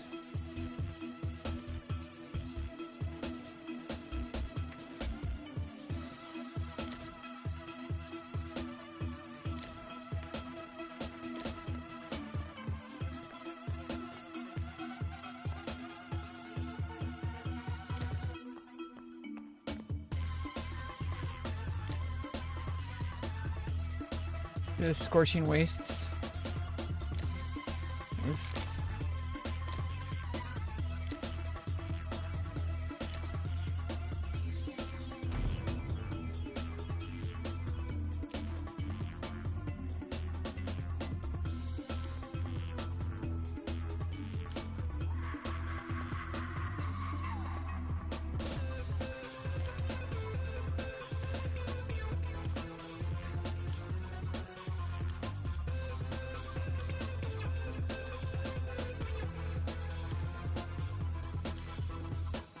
Attack arc and rerolls.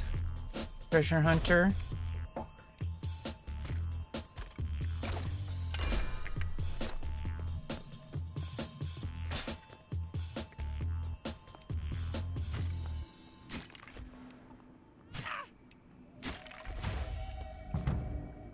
Rampage.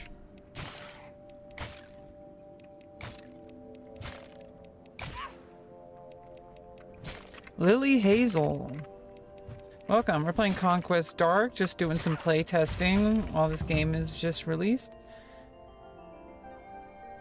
Well, that's interesting, but I really like Seismic Slam.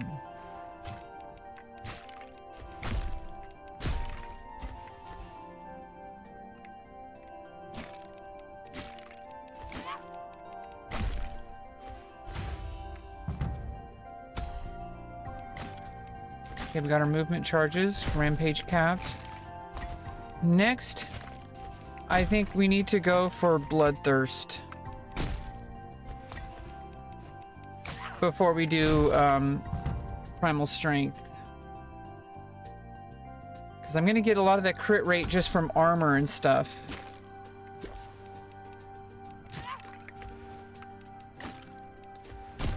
With additional healing...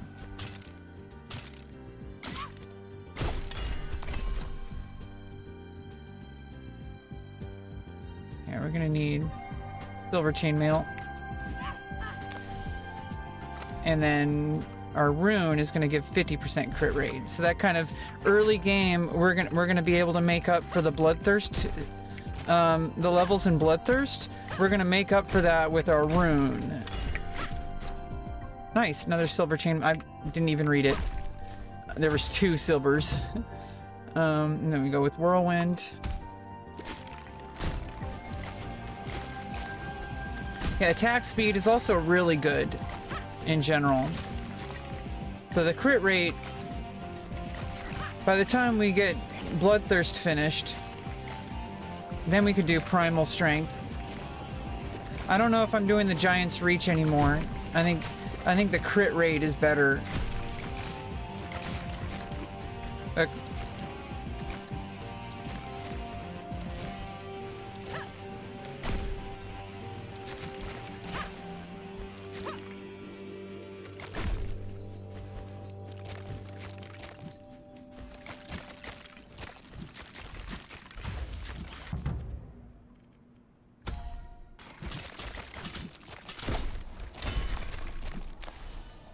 We got crit rate,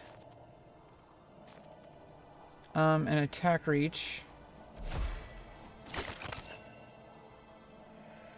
and then healing, reduce bleed rate and damage to injured.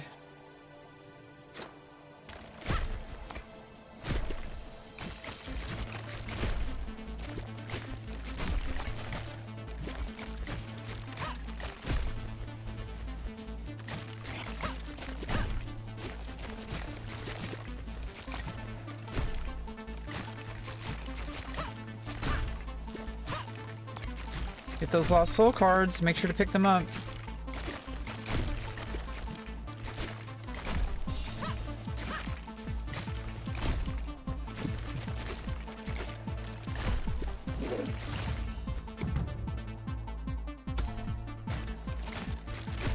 Yeah, I think Giant's Reach is end game, or late game, rather.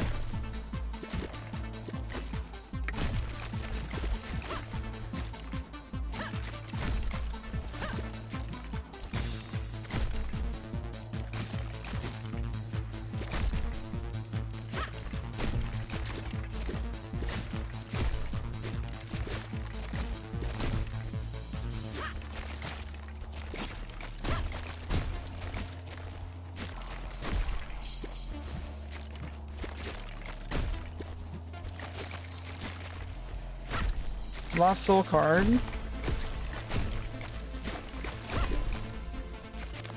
And then let's go with chance to stun.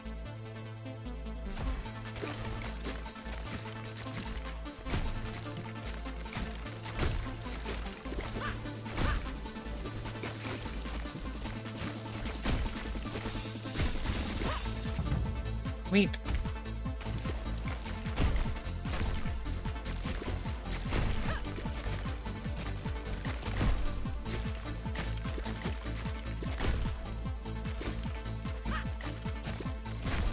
Round them all up.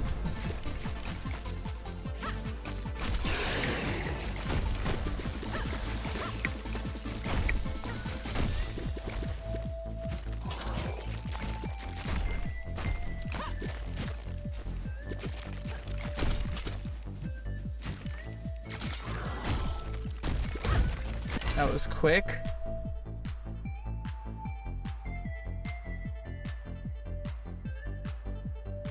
Reduce bleed rate. Damage to injured. Let's try to find a silver. Come on. Come on. Okay.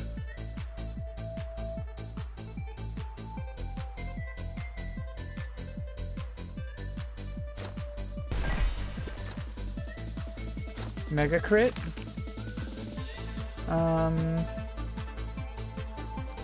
Fill up a jar.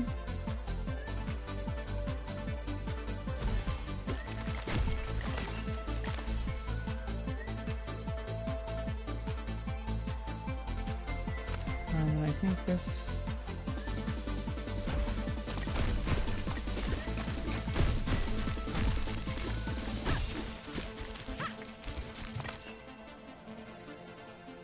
Rare items.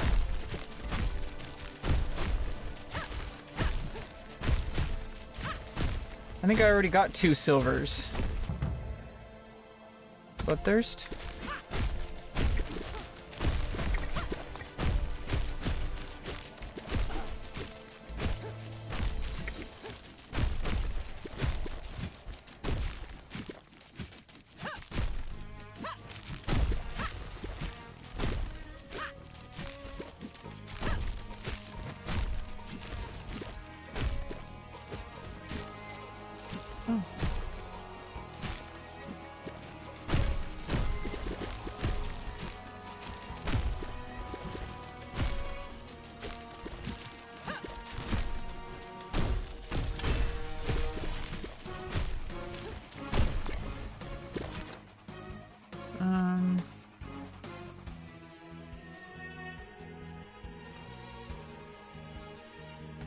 Global damage and healing.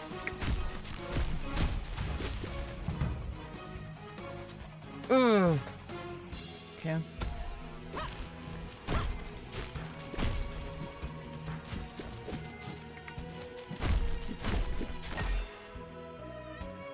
Reduce bleed rate.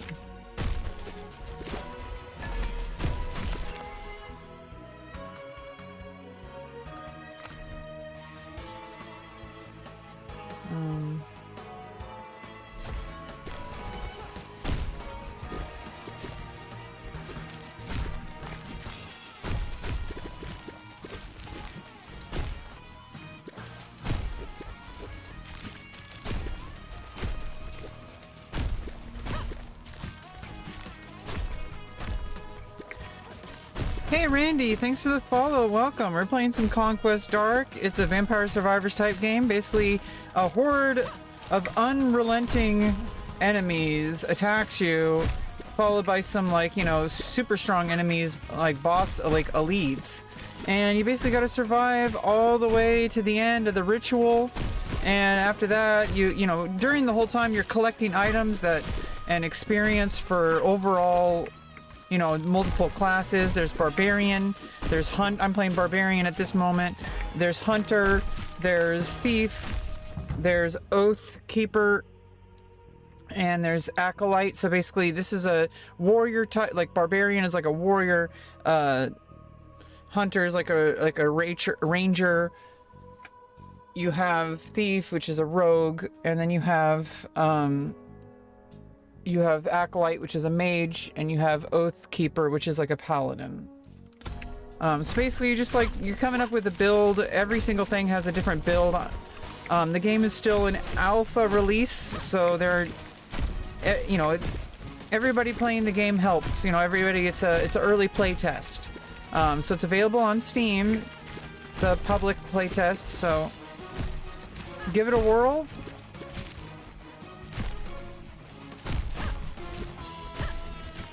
It's pretty fun. I like it. Fun to play on stream too. We'll see how long it lasts, but I like to enjoy a new game every now and then. Just try out a new game and see how it goes and see how I enjoy it. And we're just farming. We're just farming.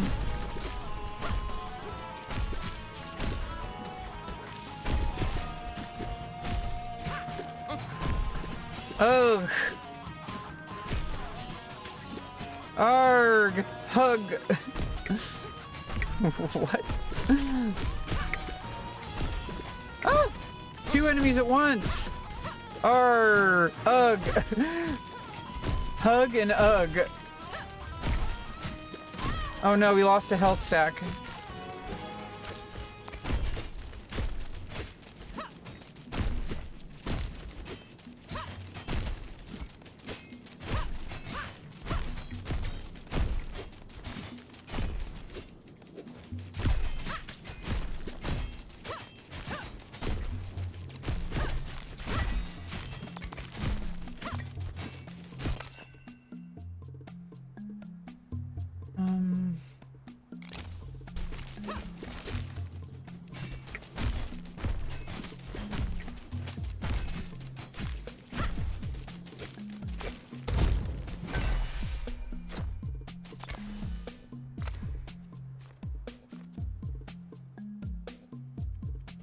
Alright, we forgot to do the attack arc on that.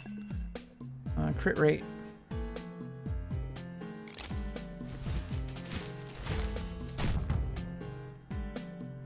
Let's go primal strength. And let's do Zur. Instant attack.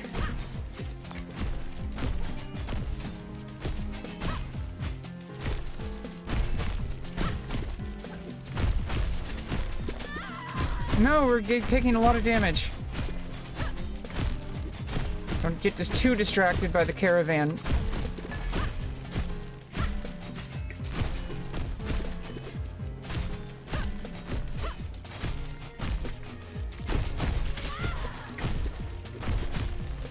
Come on.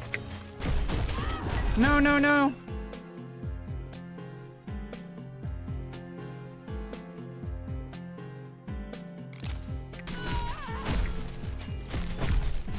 No.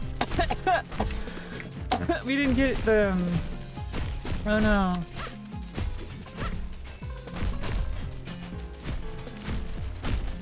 Well, don't die.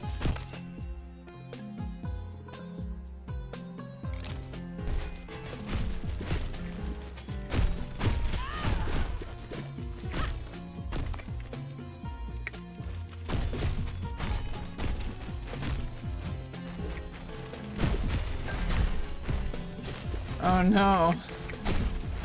The red soul.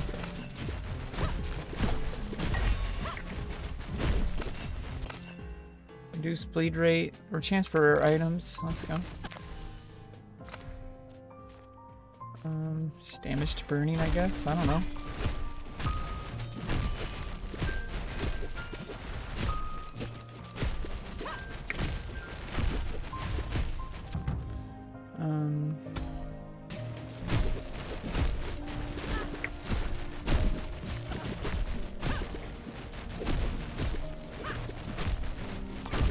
Jeez, these guys keep leaping after me.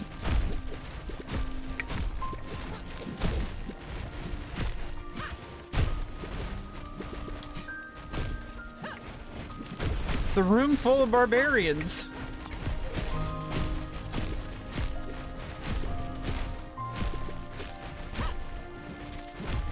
Another spirit caravan?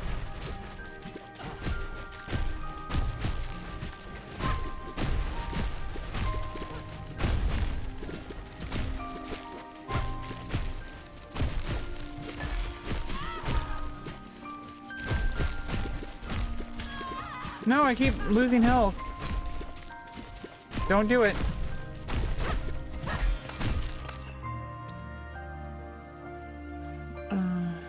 More power ability damage.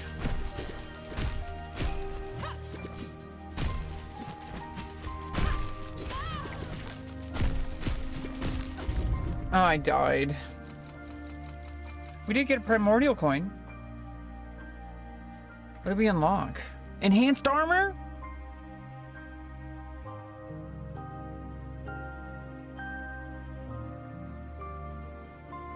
Nice.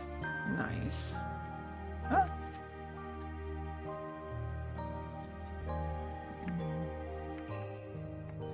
We've been going for about 2 hours, so I think it's about enough for me right now for today. I think that's enough for me today. There we go. Let's level up some stuff. Ugh. Oh, I'm like leaking from my nose. Jeez. Too much coffee? Let's level up that longbow for Hunter. Let's level up Oathbringer a bit. Oh, I could have leveled up that. Oh well, next time. Dun dun dun dun dun dun dun dun dun dun dun. Anyway, yeah, that's I think it's a fun stream. I think it's been pretty good. Conquest Dark. Make sure to give it a try on Steam. It's on sale. So enjoy the game. Unlock everything. Still more to unlock. Ooh. Yawning across the horizon, a bleached desert of salt and bones stretches endlessly. Legends claim it is a gateway to death itself. A place where the land devours the living and time forgets the lost. Summon and slay cursed enemies to collect dark soul fragments. Free the souls from the fragments at the center summoning circle to summon once defeated bosses, and defeat them again to unlock rewards on the progression track. Okay, we're gonna have to do this at least once. And let's actually play as a...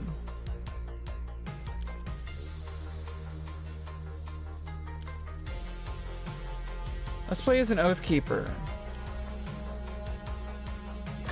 Ooh, extra chance for rare items.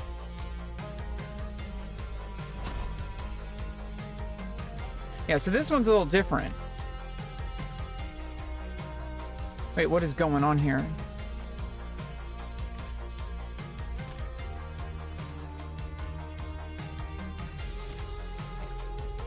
What is going on here? Oh!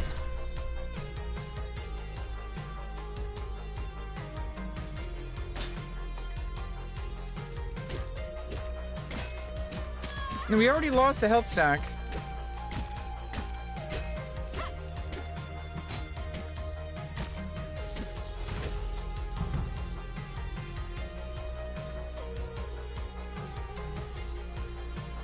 Let's start with recovery on Oathkeeper.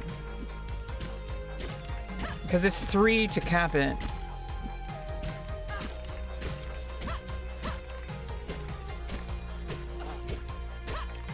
Yeah, with health regen. Oh, there's treasure. Okay, so this is a different kind of mode. This is like going to look for treasure. Okay, health regen. Crit rate.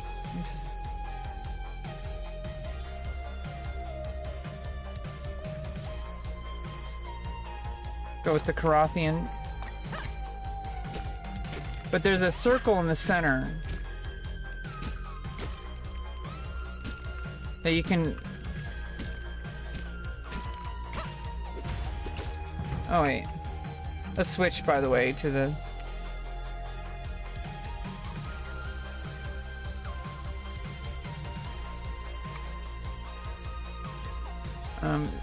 Yeah, we're doing Shield of Vengeance from now on.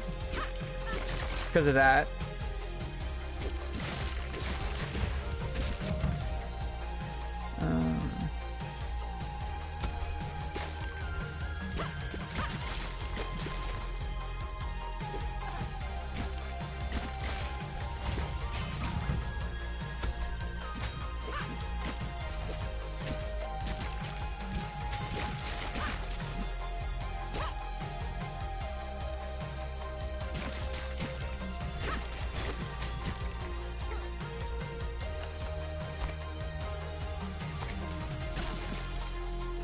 This one is kind of more exploratory.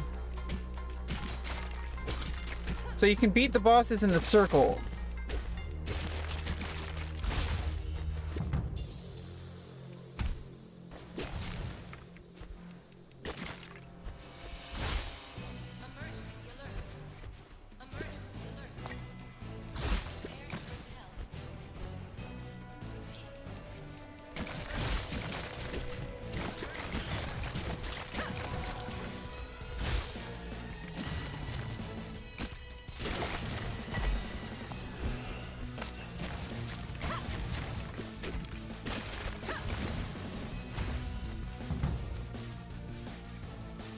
Oh, oops. What am I going next?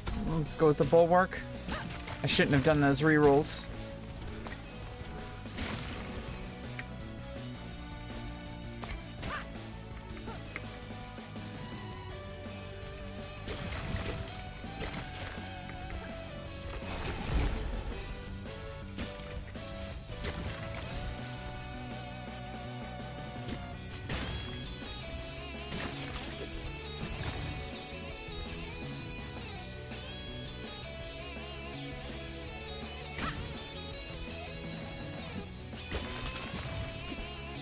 Or does it matter if you kill them in the circle or not?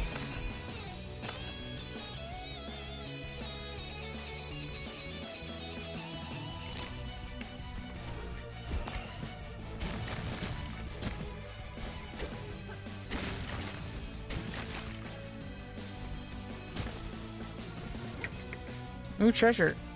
Yeah, this is kind of an interesting game mode. You're going out and searching for treasure. Okay, huge damage.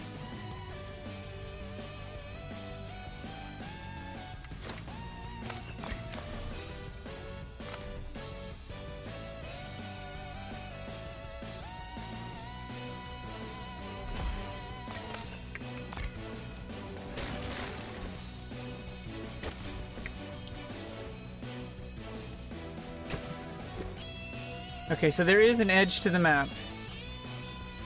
Okay.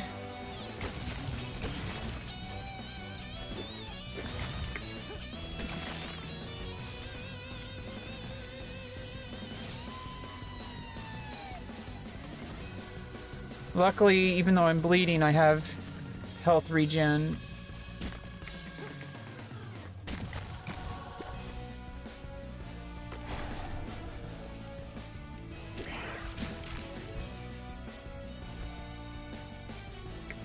Okay, 2 sets of bosses.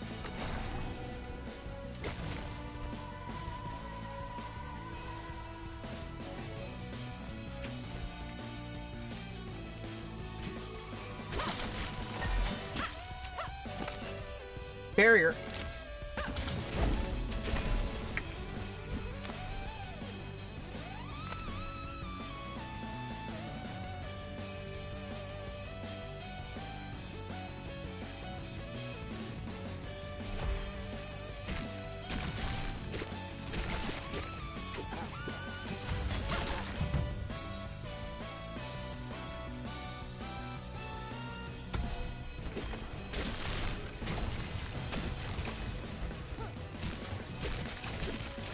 Okay, so you do have to kill them in... Oh, no, you don't. You just collect those. Oh, okay. So it doesn't matter about the... about where the circle is.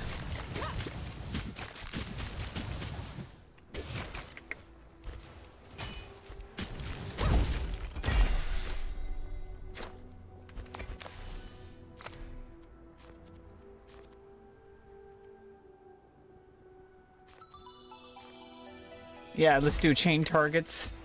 Sigil of the Flames. Critical hit rate. Chance to spawn healing with also crit damage and crit rate.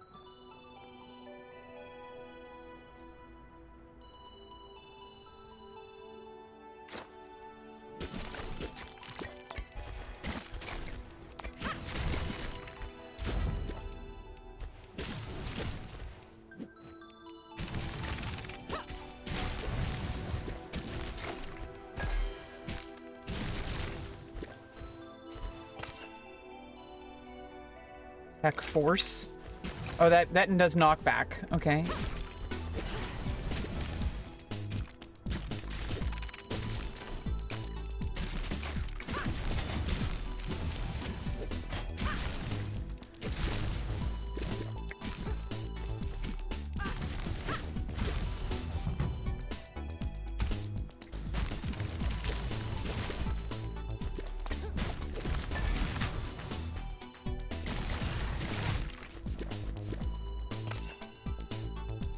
More rerolls.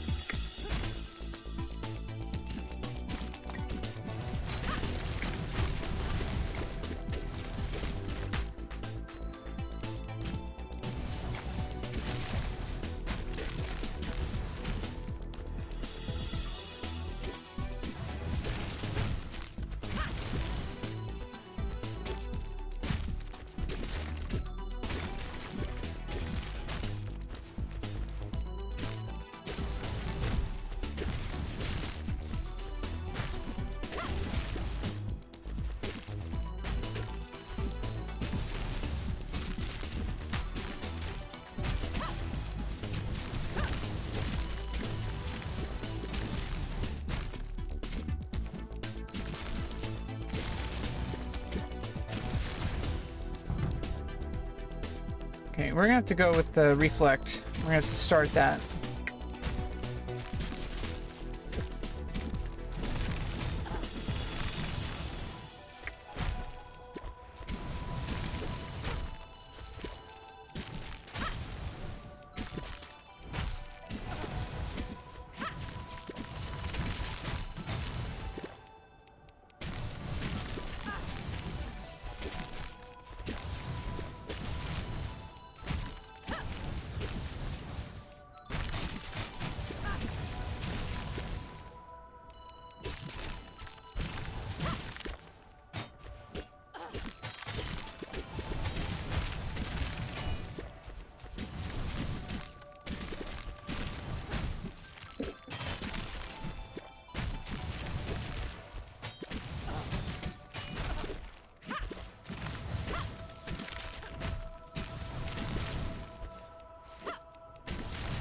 Treasure.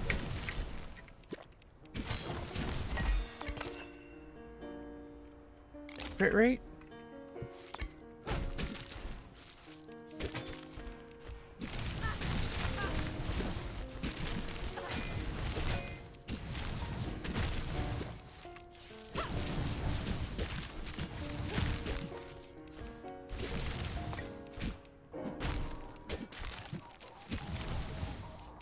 Okay, we need to find like some bosses. Let's level up first and then let's go find a boss. Oh, the Spirit Caravan is around. This is such a bigger map.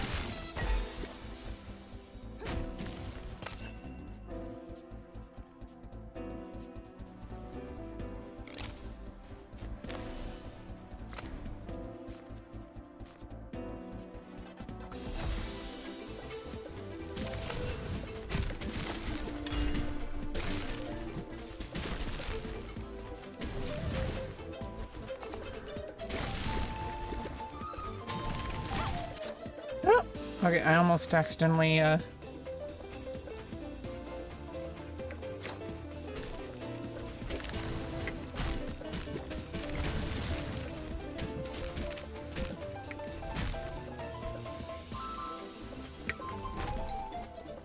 Okay, so you do have to kill them in the circle. It's in this circle, I think, is the barrier.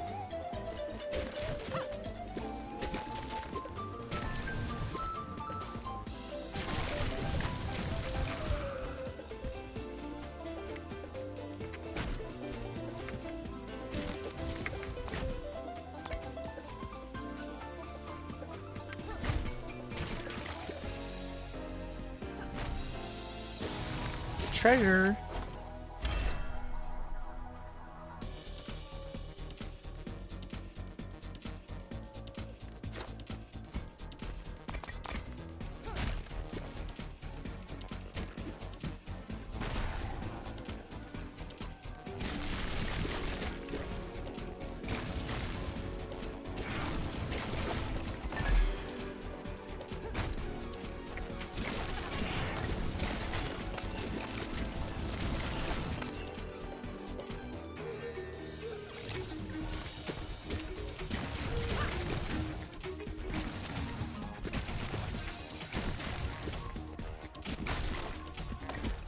I don't know if attack arc matters for Oathkeeper.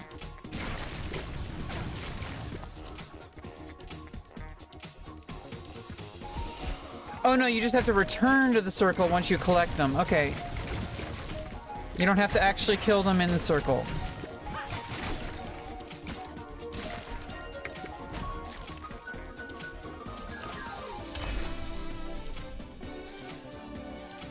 Armor enhancement.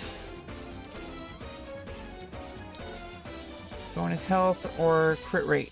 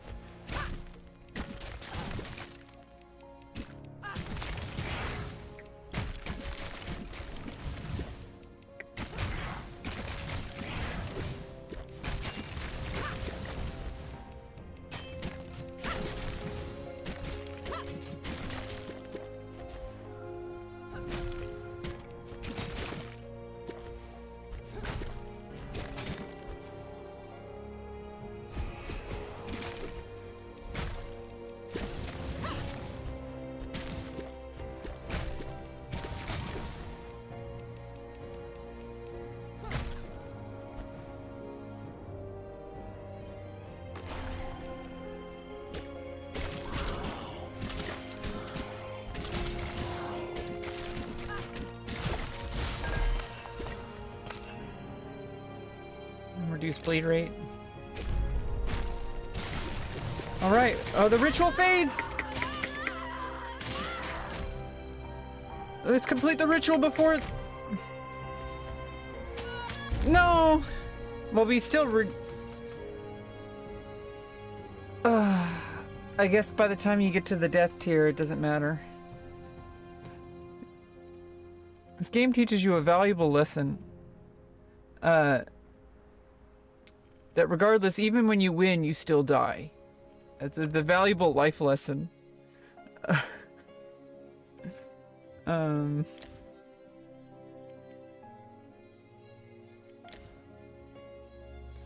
let's get the level. Let's get this to level 4. And then let's get the extra rune on Oathbringer. There we go. And let's see. For Acolyte.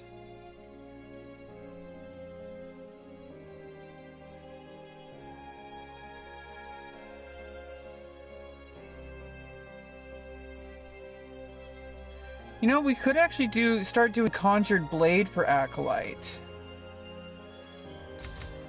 Let's do that. Let's do one run in the arena with Acolyte.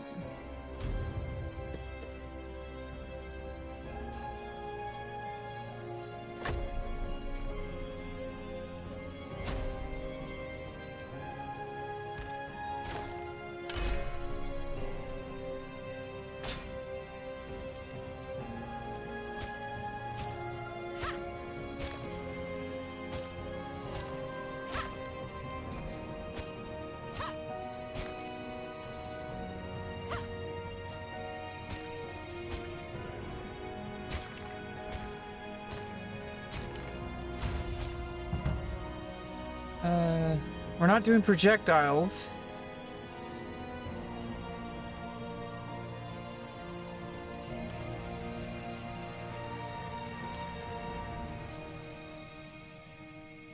We're gonna do Call of the Winter Moon, but first we're gonna start with barriers.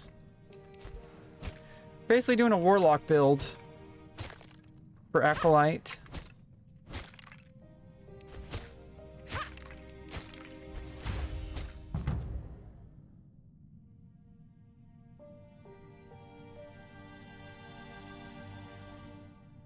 And I think Frostfall is still good.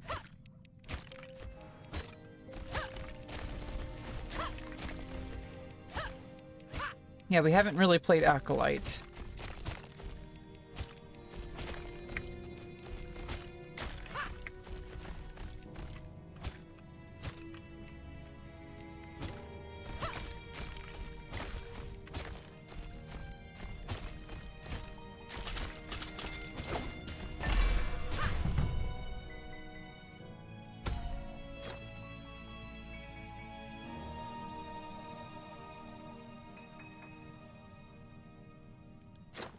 Big barrier mount. Oh, more barrier.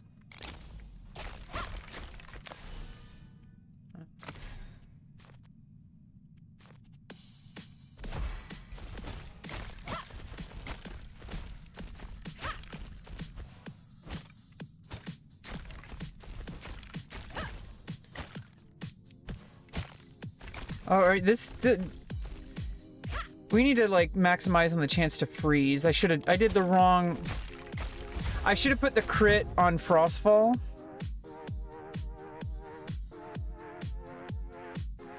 I think this is good enough barrier for now. Now we have to do it, you know, because we're gonna focus on freezing enemies with the blade. And then extra damage to frozen.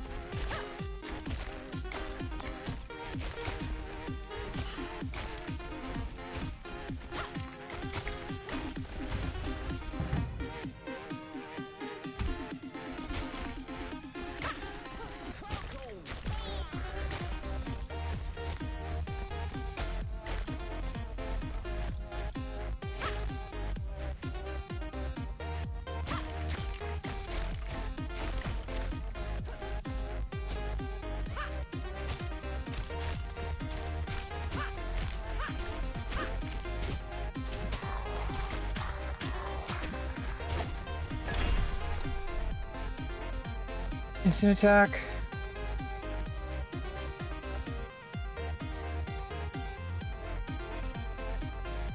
Crit rate.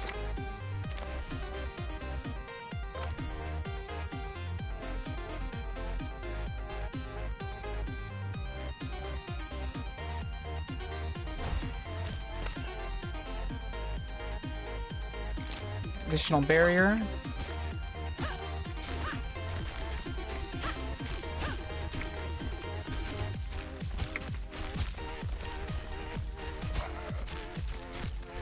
You attack, and then you let the Frostfall deal the rest of the damage. You basically just go attack groups. You go in, and then you go out.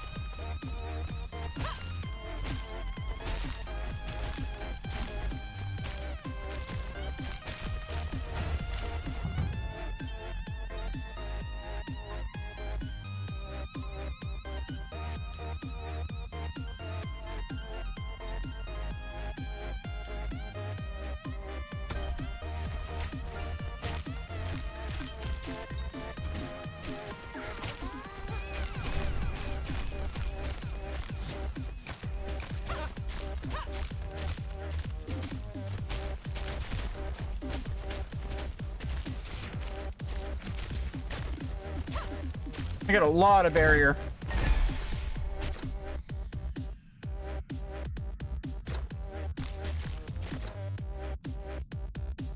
Global damage. Increased barrier. With an additional movement charge.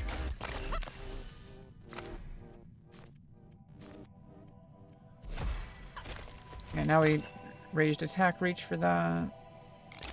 XP.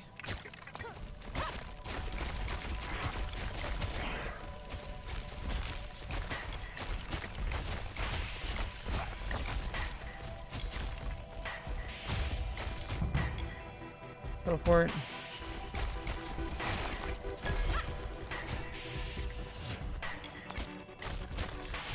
Regenerate 50% of your maximum barrier.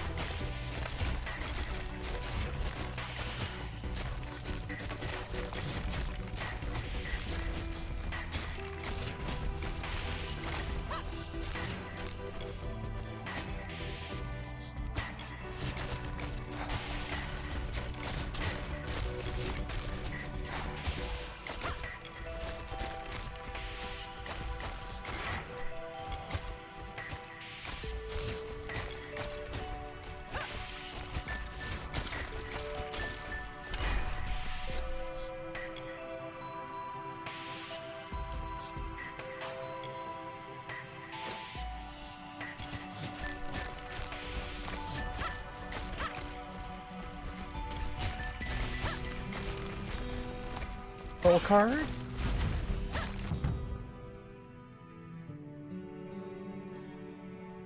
Okay, let's start with Obliterate, because that does crit damage and extra damage to injured. So it finishes them off faster.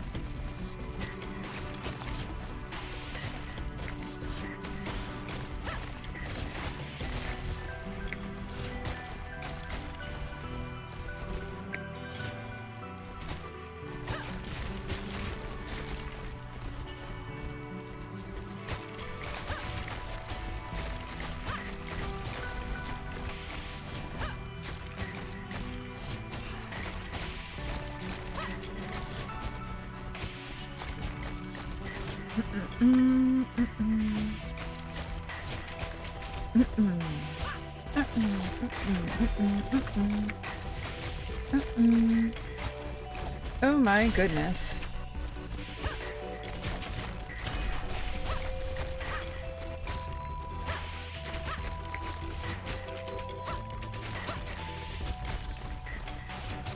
There's this drop here. Silver chainmail.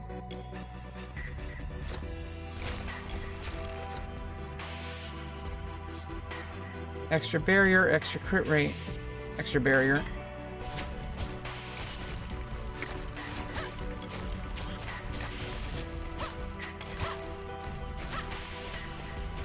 And our teleport scales with the more barrier amount that we have.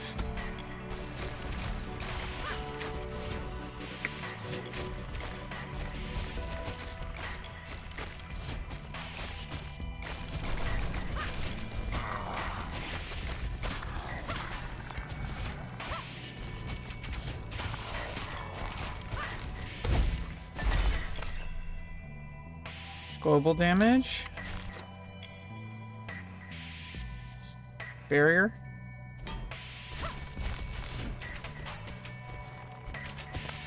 Still have 10 health bars. The barrier really scales like crazy.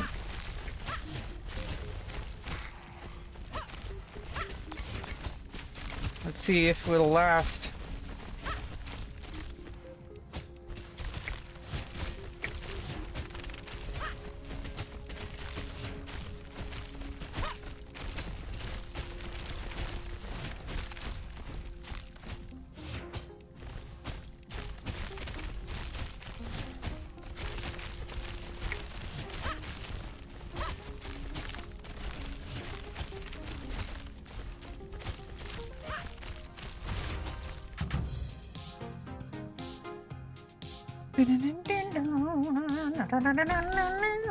Let's finish out Call of the Winter Moon for extra freeze damage.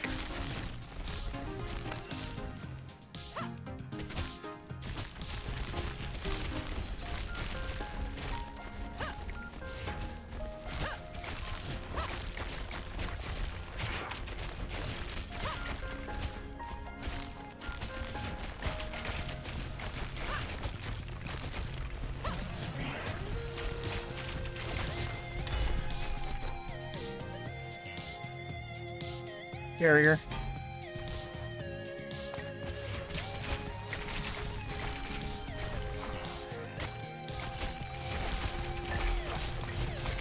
Extra soul cards.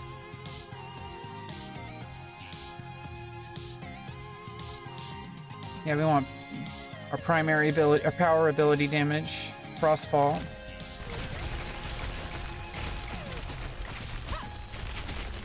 That's the majority of our damage. Then we do additional damage to frozen enemies.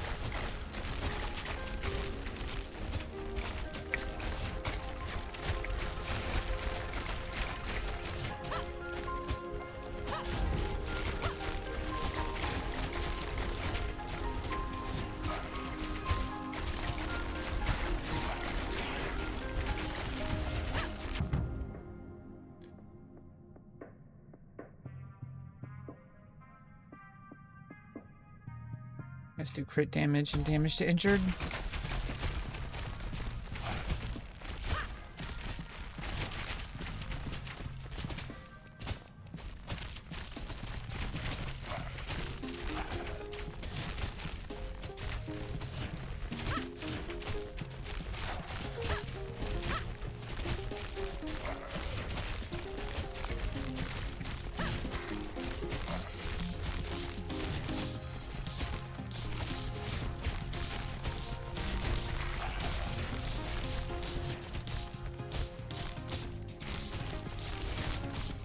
This is like the immortal acolyte build.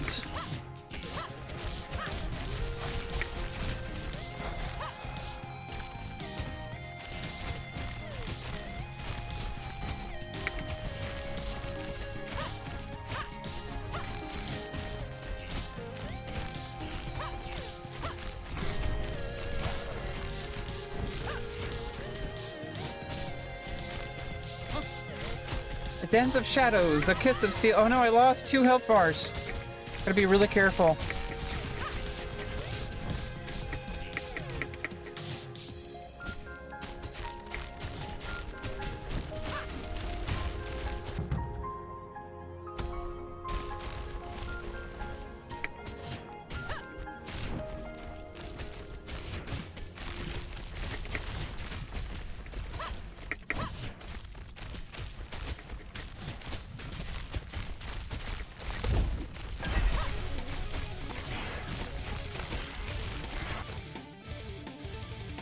Global damage.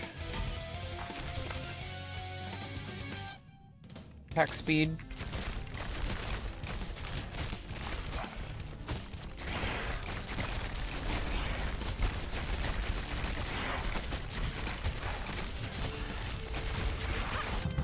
Sheesh.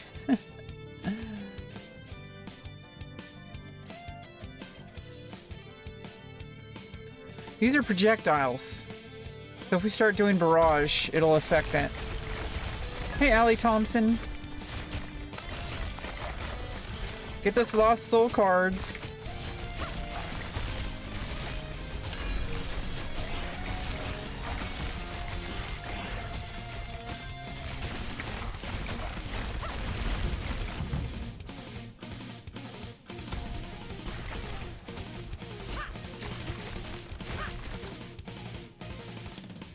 Barrier.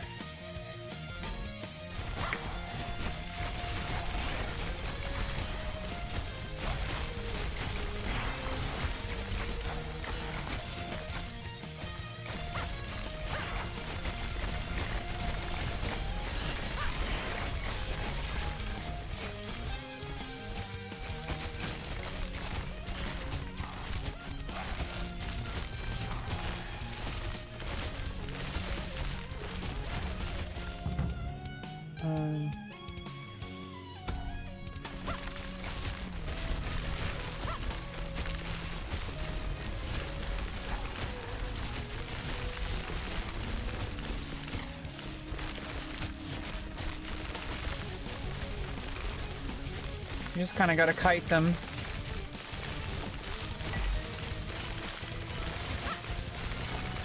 You want to keep them near the frostfall.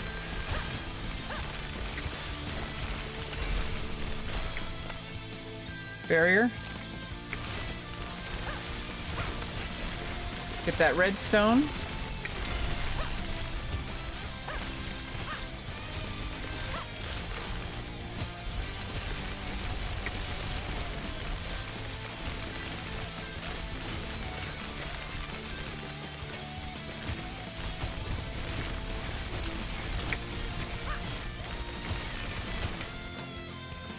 Barrier and crit rate.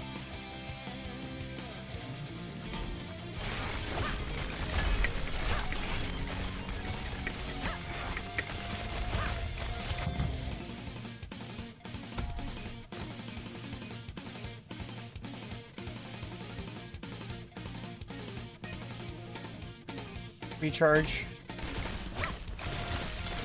Because only an extra, I think it caps, you cap out barrier at 1000%.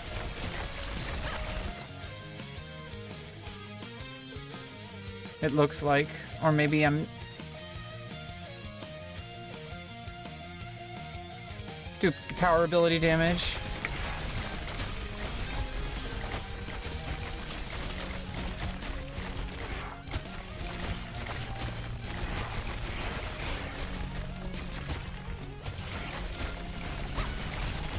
Jesus! And we froze the camels in place. The caravan is completely frozen. Caravan is completely frozen. Bonus health.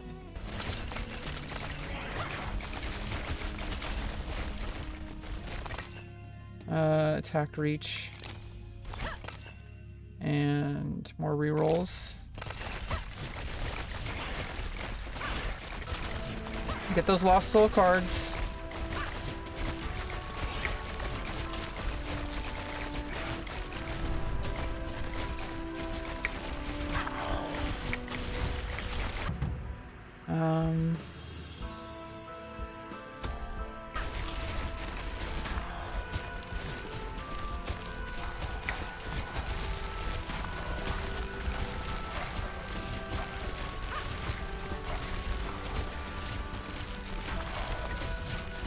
Keep recharging that barrier.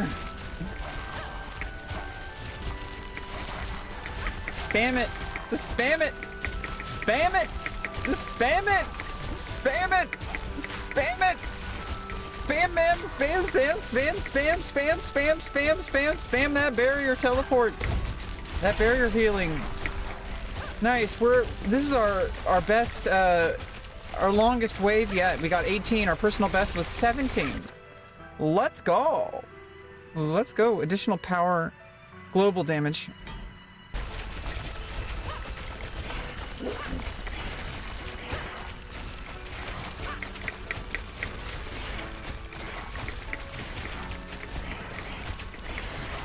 This is a crazy Acolyte build. I call it the Warlock build. I guess. I don't know. Whatever you want to call it. Let's do Astral Reach. Movement Charge, Refresh for those barriers, for those teleports to regenerate your barrier. It's the thing that's gonna make Acolyte like really survive, is the barrier.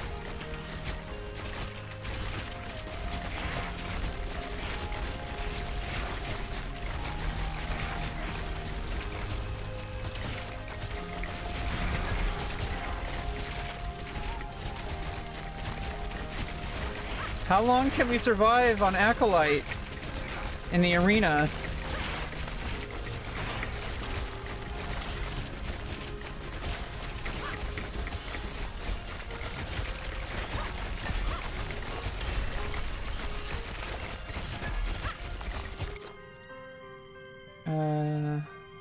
Let's just cap out our barrier, it looks like.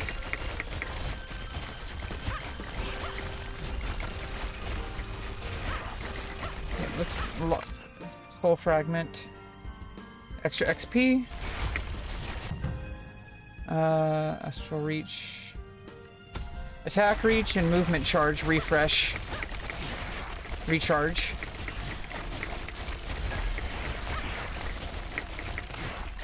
Got a red soul. Get those lost soul cards. Pick up the XP.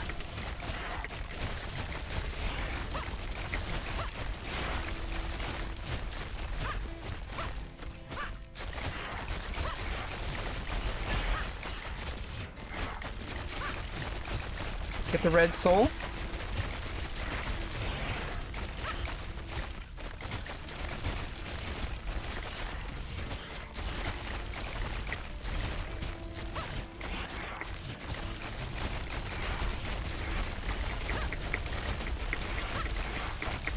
Those lost soul cards, pick them up. Pick up those lost soul cards.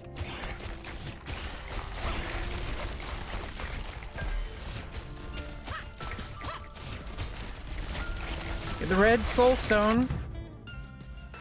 Astral Reach. Lost soul cards.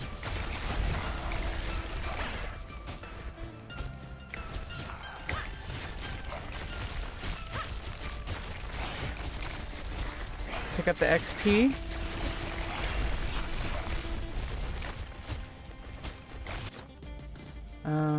Crit rate.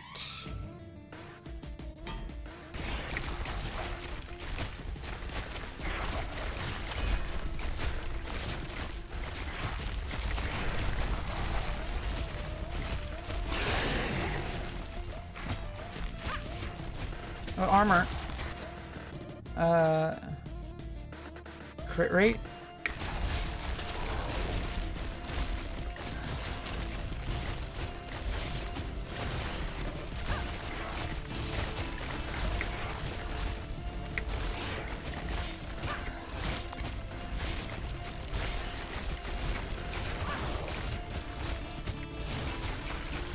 This is crazy.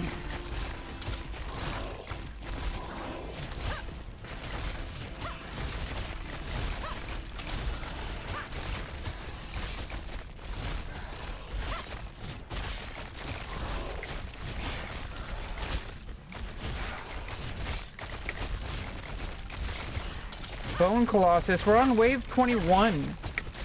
It's crazy. Nice. Now we're on wave 22. It's our best. Good vibes, Tanner. Welcome back. Good vibes. Good vibes. Good vibe. Extra power ability damage. Yeah, that Frostfall is a power ability. It's really gonna kick ass. And we have capped out our barrier at 1000% and our teleport, and now we're doing the recharge rate with Astral Reach. We basically have infinite health. We basically have infinite health. Oh my god. This is insane. This is insane. We're infinite health. We're invincible. This is my Warlock build with the Conjured Blade. My Warlock build. Oh, you can go past 1,000, so we're not capped out. We can go to 1,000 100%, or get crit rate and 1,050%. Yeah, get crit rate. We already have a lot of barrier. We have a lot of barrier. So let's go with crit rate.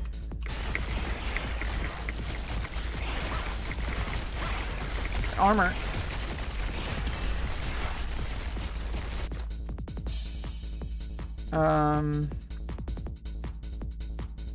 Yeah, more crit rate.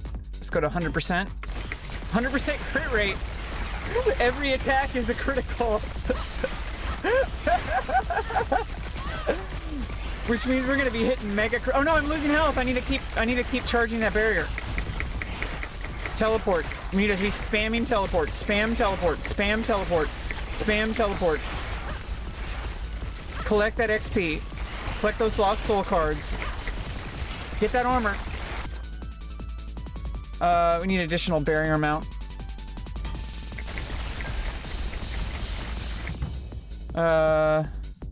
And then we're finishing up the movement charge. Now we basically have infinite barrier. Okay, there's more armor there. Power ability. More barrier. Power ability.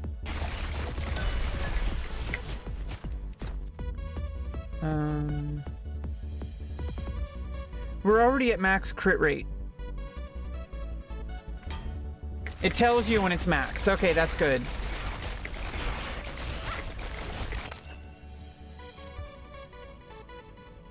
More XP. Red souls, let's go.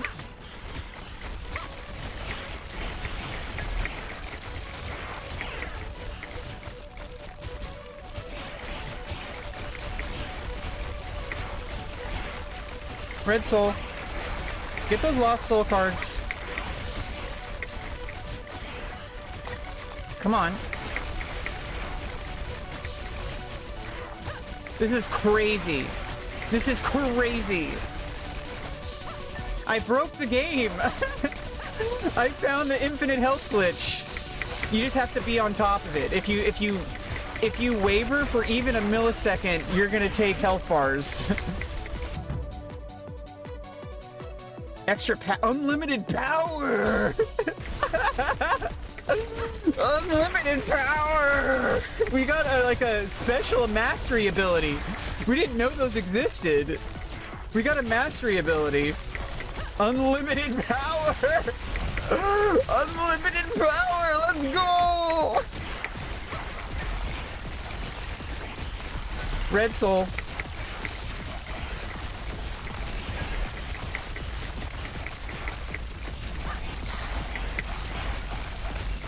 We're trying to break the game. It's in early release.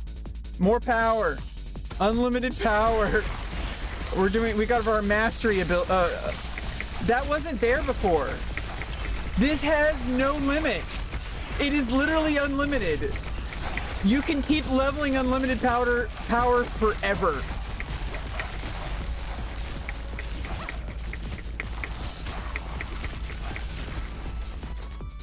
Okay, let's go. Movement, charge, recharge rate. Yeah, we need that barrier. We need infinite barrier. This is our glitch. We need to get those lost soul cards. We're farming. We're farming. Get those lost soul cards. We're farming. Let's go.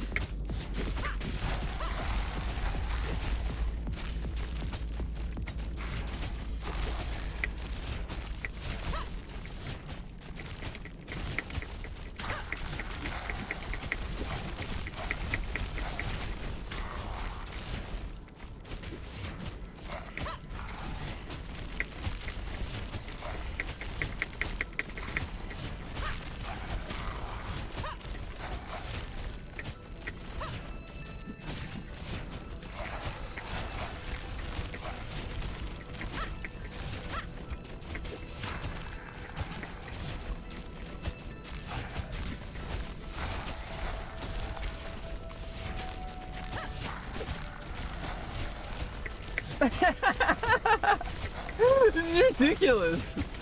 We're on wave 25.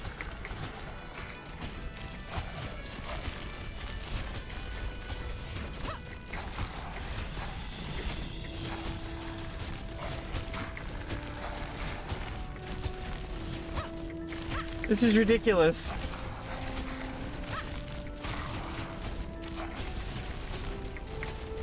Okay, we almost got him.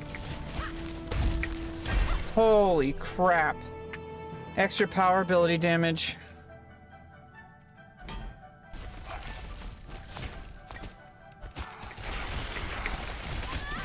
No, we're taking a lot of health now. Okay, this is where it's gonna kill us.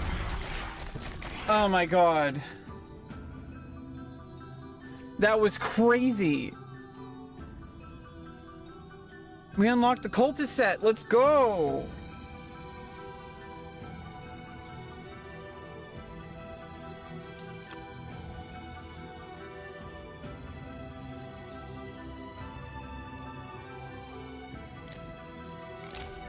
More chance for rare items. Oh.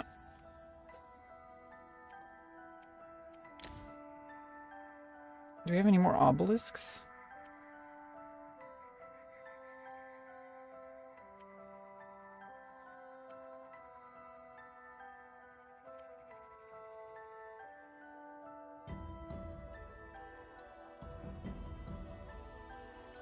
Holy crap. Okay, let's level up some stuff. Yeah, that conjured blade.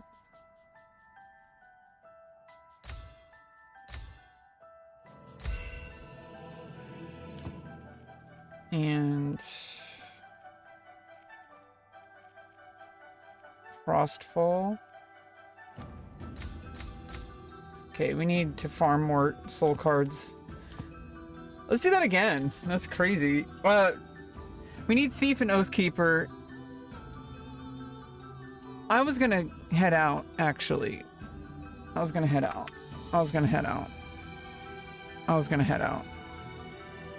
We've been on for 3 hours. I think that's good for today. I gotta take a break. I got stuff to do today, and I gotta rest up before I go to work. I mean, what am I talking about? I am at work. Not really. Real work. But even my real work is like similar to this, so I don't know. I don't really know how to think about it. It's time to take care of things. Like, when I say work, it means like a whole slew of things. And I have like a list of things that I can do that I consider to be work. So it's like, I'm trying to like adjust my thinking, stop thinking about like what my job is and start thinking about how do I make money. I think that's like a better way to look at it. Anyway, enjoy the game and enjoy the day. I will see you next time. Thanks for stopping by. I'm doing pretty well. I just trying to get through like this current chapter of my life right now. It's a weird in-between chapter. I'm just kind of rolling with it. I think that's the only thing I can really do, regardless of what's happening, is just roll with the punches. Anyway, happy gaming and have a happy Saturday. I'll see you next time. Bye-bye. Bye-bye. Bye-bye. Bye-bye. Bye-bye. Bye-bye.